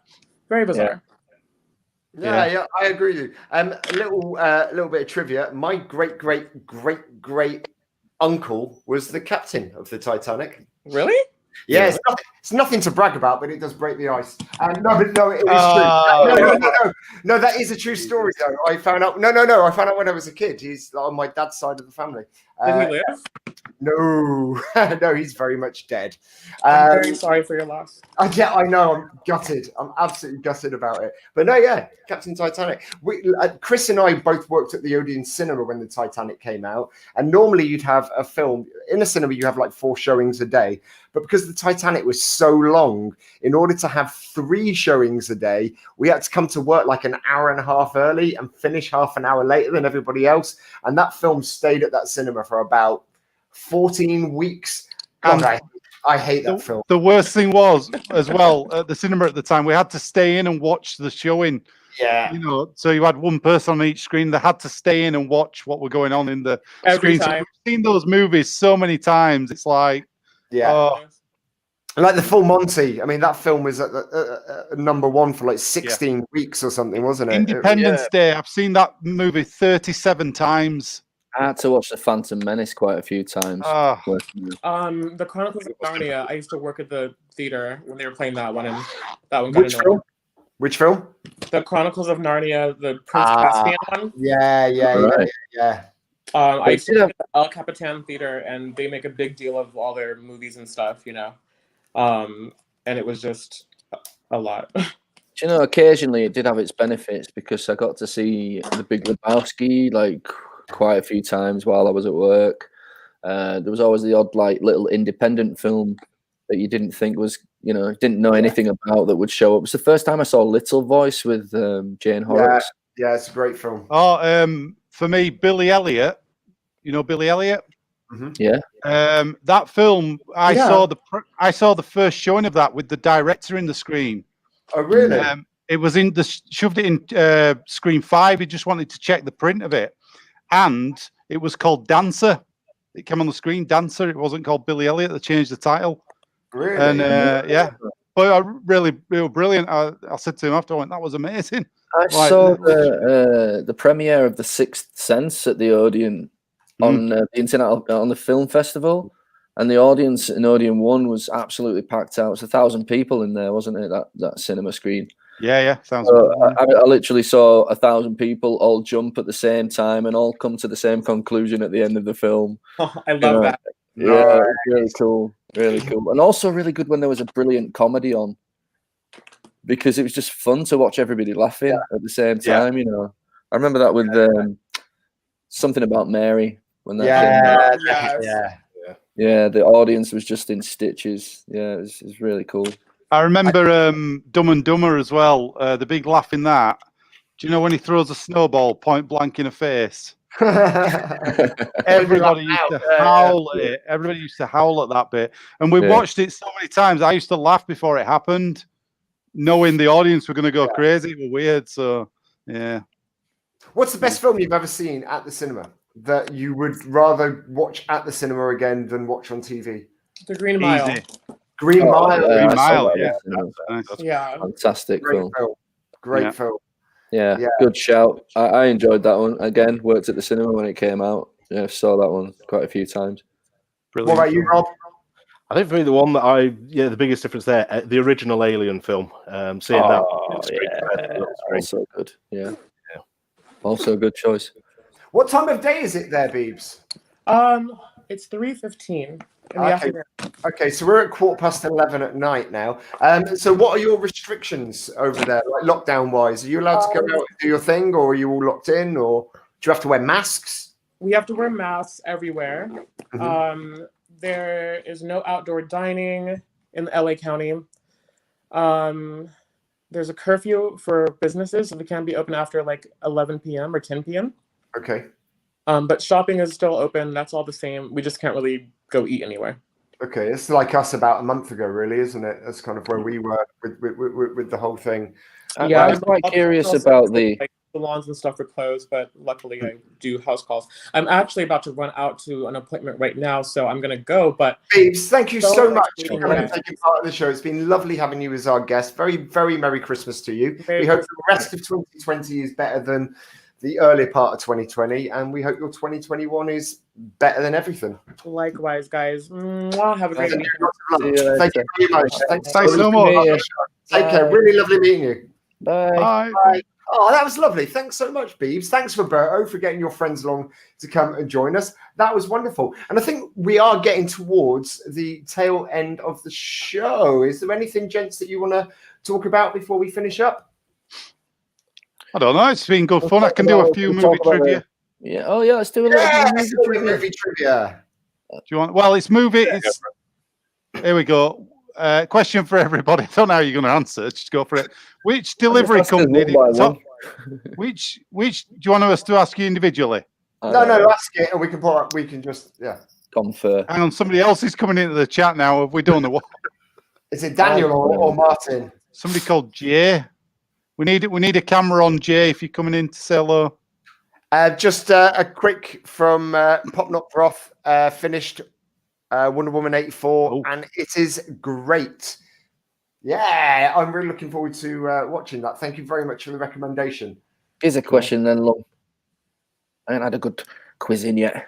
You want a question? Are these really hard? Jay's, I'm waiting to see if Jay's coming up camera. There's some camera activity, but not enough to bring him into the chat. We'll see what happens. What delivery company did Tom Hanks' character work for in Castaway? FedEx, Rob. Well done. First one in. I said 1 that point well. to you. Oh, is it a competition now? Rob said it first. Rob said it first. I thought I was going to jump in if you know the answer. Got like a 2-second delay here, so I don't know what the answer on that. You want I don't. In what 1963 movie was the most expensive ever made up to that point? Ben-Hur on it, or Cleopatra? One on the other. Oh, Cleopatra. Well done, Edmund. Well done. It was Ben-Hur, then Ben-Hur was the longest for the longest time, and then Cleopatra was the most expensive. All right, yeah. trivia man. All right. What do you want me to get everything wrong? No, I just want the answer. You got it right. You don't need an explanation. You don't have to give me a prize, hello. You're not Stephen Fry. I'm QI. Come on. Right. Eye of the Tiger was the theme song for which movie? Rocky. Oh, no. Huh? Rocky 3. Yes. Oh. Trick question. Trick question. You gotta be ahead of the game. In 1975, movie Tommy is based on which rock band songs? The Who. The Who, yeah. Yeah. You might cut out in the middle of that question. I'm not even kidding. That's all right. Go on. No, it didn't. No, your internet did. My internet is dipping in and out a bit. But which movie was the song "Take My Breath Away" written for? Top Gun. Yeah, of course it was. These are facts or fibs. You ready for this? Shere Khan from the Jungle Book is a snake. Fact or fib? Fib. Yeah, fib. Easy, isn't it? Steve Martin, fact or fib? Steve Martin prepared for his role in Cheaper by the Dozen by moving in with a family of 12 a month. I'll go fact. What the hell? Fib. I'm going to go back to trivia. Hang on. Let me get some Hang more on, I cards just out. saw that comment that popped up, Lummy, and that's the first time I've ever been described as wholesome in my entire life. So Yeah, Where does it that's say? nice. that's quite Well, nice. message me. That's private chat. I can't bring the comment up. Sorry. Right. No. Apparently, Beebs just messaged Roberto to say that we were nice guys and as wholesome as fuck. Thanks. Oh, That's that's my nice. that has. Oh, that's lovely. Okay. Do you want more trivia? Yeah, go on. Yeah, go on. I think Which Roberto's band? trying to get his friend Jay on as well, so we could get Jay on for the last couple of minutes. We need a camera off Jay. There were no camera. Ah, Which band plays at Lillian's wedding in Bridesmaids? Oh, what they call isn't it? It's not. Wilson Pickett. Wilson. Oh no! Wilson. I can't remember. You're right with the Wilson. It's not the one on the card though. Oh, I can't remember the name. I can't. Wilson's just some Wilson. It's the make of electrics. Wilson Phillips. Russell Hobbs. That's it. Wilson Phillips. Yeah. Let's have a look. What song played during the opening credits of Clueless? Oh, no, life could be sweet. No, If I could take no. Dream. That's in there though. No. It's not at the start. Anybody? Can't remember. I mean, if you give me time to Google it, then No Googles. It was Kids in America. We were looking for Kids in America. Which actor was known as the Duke? John Wayne. Yes, straight away. Well done. Name the computer from 2001. Hal. Hal, Rob first there. Who was Carrie Fisher's mother? Debbie Reynolds. Yeah, Debbie Reynolds. Steve Rogers is the other identity of which superhero? Captain America. Captain America. Captain America. In which country was actor Hugh Jackman born? Australia. Australia. Which two Welsh stars played leading roles in The Mask of Zorro? Catherine Zeta-Jones and Anthony Hopkins. Yeah. Oh, on fire here, guys. You were all right. Well done. Unstoppable. I met Hugh Jackman, by the way. Really? Yeah, for a job. I didn't get it, but it was one of the guys from Pappy's House Share. Do you know Pappy's? Yeah. It was. I had to play his best friend in a commercial. So basically, not really his best friend. He was just jogging along, and I'd be cycling after him, basically being the most annoying man in the world and just being his best friend and telling people not to get too close to him and stuff like that. And we basically got a week before filming, and then one of the guys from Pappy's ended up getting the job. I was like, damn it. But I got to meet him in the fourth recall for it. And he's a really nice guy. Really, really lovely guy. He was filming Les Mis at the time because my agent was in that with him. And yeah, just really decent man. Decent human being. There you are. Just a little. Cool. Right. A little brag. A little humble brag. A little humble brag. A humble brag, gentlemen. It's good that. He sucked Hugh Jackman's dick off. No, not all the way off. Not all the way off. It was just dangling a little bit. No, not all the way off. Not all the way off. It just dangled a little bit. That was all. Do you know what's worse is I know my missus. I know she fancies Hugh Jackman, like quite a lot of people do, and I want to hate him for it, but I just can't hate him. He just seems like the nicest guy, you know. Yeah. Oh, you dick. All right, shag my wife. It's fine.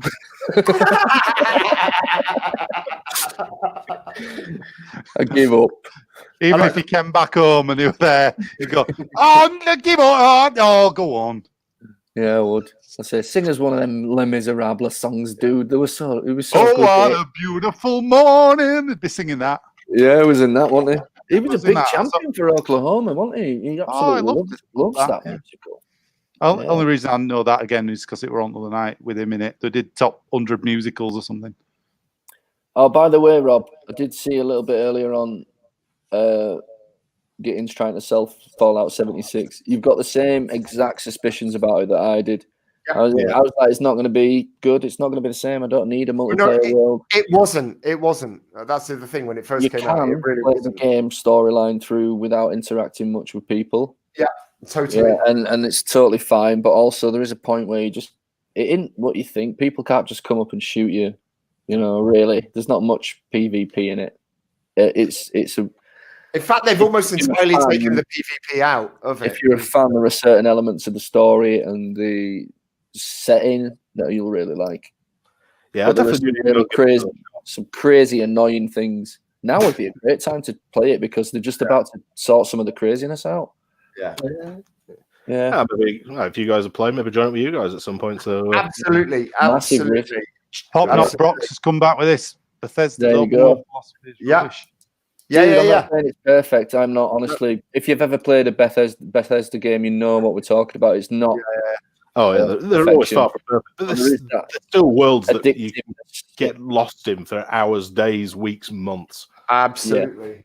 Yeah. They have found a way of keeping it addictive, even though it's not. Hey, Rob. Where are we? Have I got? Yeah. What have you got? Everybody's cutting out. Is that me?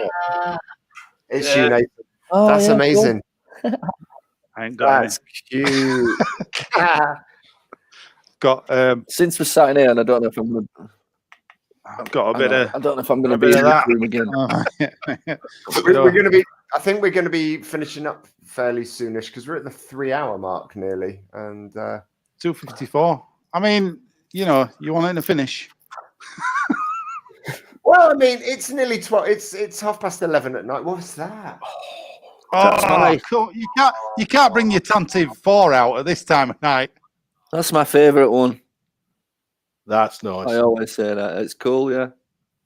It's not even a UCS one. It's just a good one. Yeah. Anyway, nice Did pajama. You pick that up by the radar. Thanks, man. They're new. The comfiest damn bottoms. Honestly, they're awesome. Really nice. You can't beat a nice pair of pajama bottoms. No, man. I'm sure you're all jealous. See, this is the advantage of starting a bit later. I was able to, sit in my pajamas. Yeah. I should have had a wee, though. I do need a wee. I put aftershave on for the show tonight. I don't even know why I did that. I was just getting ready. I think you smell beautiful. You smell good.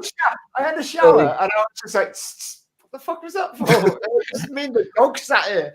It's nice to feel. It's nice to feel pretty rich. Don't you apologise? It is. It was for me, not for you guys. Yeah, it was. Nah. Well, I'm glad I joined in, even though I'm absolutely shattered and now it's still there. Yeah. Well, in which case, I think we should probably. Has anyone got anything that they would like to share or say? Yes, I would. We should pimp next week's. It's all geek to me. Mm-hmm. Featuring all new features, all new news. Yes, so that's the point. So now the Mandalorian has finished, what we're going to start doing is we are going to be looking at some old films that we love. Some geek films. We're going to be revisiting some of the Star Wars films, Indiana Jones, Ghostbusters, and if there's any films that you would like us to revisit and review with a fresh pair of eyes, then feel free to let us know. Leave a comment down below. Feel free to subscribe to the It's All Geek to Me YouTube channel and It's All Geek over at Twitter It's All Geek Twit, and we're also on Facebook. So feel free to leave a comment and let us know if there are any films or series that you would like us to revisit and review on the show. Chris, is there anything that you? Oh, hang on a second. I was going to say that's just the segment of the show. The usual bits of the show will still be there, but because we need something to replace Mandalorian. We're going to start with, I think we agreed this week, we're going to jump in there, the stuff we're not looking forward to too much, and we're going to go Star Wars. For the prequel, we're going to start chronologically. So whatever order they come out in chronologically, we'll be watching them through. Bad or good, we're going to watch them with a fresh pair of eyes, take new notes, notice new things, make new jokes, complain about some stuff with the first three, I'm sure. And we're going to do that for the entire run of Star Wars. Yeah, absolutely. So we will be back next week on the 2nd of January, usual places. Chris, is there anything that you would like to plug or recommend or say before we leave? Just a quick one. I'm still doing my radio show on a Tuesday night, and I'm always looking for requests. So if anybody wants to request, it's on Box Office Radio. and I play movie scores, some rare stuff a bit different for people. So all you have to do, if you can message us on the Geek page, I guess, and just say your favorite movies, and I'll play a track from them. But I always need requests for it, so that'd be cool if anybody can do that. It's on Tuesday nights at 8:00, Box Office Radio. Rob, So, do you have a request for Lummy? Is there a song that you want him to play on Tuesday night? Anything you can think of from a film? Oh, straight off the top of my head, it's got to be Johnny Be Good. Then go on, Back to the Future. All right, nice. I'll put that on for you. Tuesday night. Can you play City Slickers too? Of course I can. Go. I put you one on other night. You probably didn't listen, Nath. I put you a request. I can't stream it. It didn't work for me. I tried the first show. I recommended it because you sounded desperate for recommendations. So I gave you a recommendation. I always sound desperate. I know. For everything. I sound desperate now. What am I desperate about? I don't know. Needing the toilet? Yeah. Yeah, 3 hours. Rob, thank you so much for joining us this week. Is there anything that you've got to plug or anything that you want to recommend to people or anything you want to say before we go? I don't have anything to plug because I don't do anything, but what can I say? Thank you guys for having me on here. It's actually been really cool to come and hang out. It's nice to see you, dude. I've been enjoying watching the show. It's been great to be a part of it. Oh, man, It's been a pleasure having you on as a guest. It's been brilliant. Yeah, it's been awesome to catch up. So I look forward to the next episode. I will get myself caught up with some stuff because I haven't seen Mandalorian and all that. Nice. Happy. So I've got some good recommendations from this. Man. I can recommend if you like D&D, get on with Critical Role. It's a great series. Definitely. Yeah, I've got that. And we will be having other guests on the show. We're going to be having some people. We're going to hopefully have Joe Sims from Broadchurch joining us in a few weeks. And we're also going to be having James Unsworth, who is a fight director who's just finished working with Michael Bay. Plug in, man. Running out. And he's a professional wrestler, just finished working with Michael Bay. So we're going to have some guests on. But also, I think this has been a nice feature having. Can I make some guests up? Can I make some future? I'm going to make some future guests up. So we're probably not going to be having James Cameron. He's definitely not coming on. James Corden, definitely no. James Franco. James Corden, Is James Franco still a maybe, Lummy? Ours is about the only show that James Corden hasn't done. Never will. Right. I've just moved. I'd like Conan O'Brien to come on. Can we get Conan O'Brien on? I bet he'd be great. I think they're going to remake the show in the future, and James Corden's going to play all four of us. Yeah. But, ladies and gents, that is all for this week's episode of It's All Geek to Me. This has been episode 3. And one more time, please visit us at It's All Geek over on their Twitter. Come to our YouTube page, It's All Geek to Me, and leave a subscribe and a like and a comment and all those things. This video will be edited and posted up there in Greek. Exactly. And Pop Not Broth, thank you so much for being a guest. Thank you to all of our guests today. It's been an absolute pleasure having you all. Very, very Merry Christmas, ladies and gents. We'll be back next week in all the usual places. Rob, thank you so much for helping us out and joining us today. And Webby, you made it. We're really happy. You weren't going to be here. Oh, look at him. Can we just do a quick shout out to this message we got? It's from our old friend Betty Bum Bum Bum. So, hey guys, anyone real men want to chat? So anyone want to visit our spin-off show on Betty Bum Bum Bum over on Twitch? Feel free to go for it. But for us, very, Merry Christmas. We think It's All Geek to Me, and we will see you next week. Goodbye. Bye. Happy New Year to everyone. Happy New Year, Rob. Thanks, man. Bye. Lummy really needs a weed, doesn't he? Yeah, I think rather than ending the stream for us, what Lummy's done is just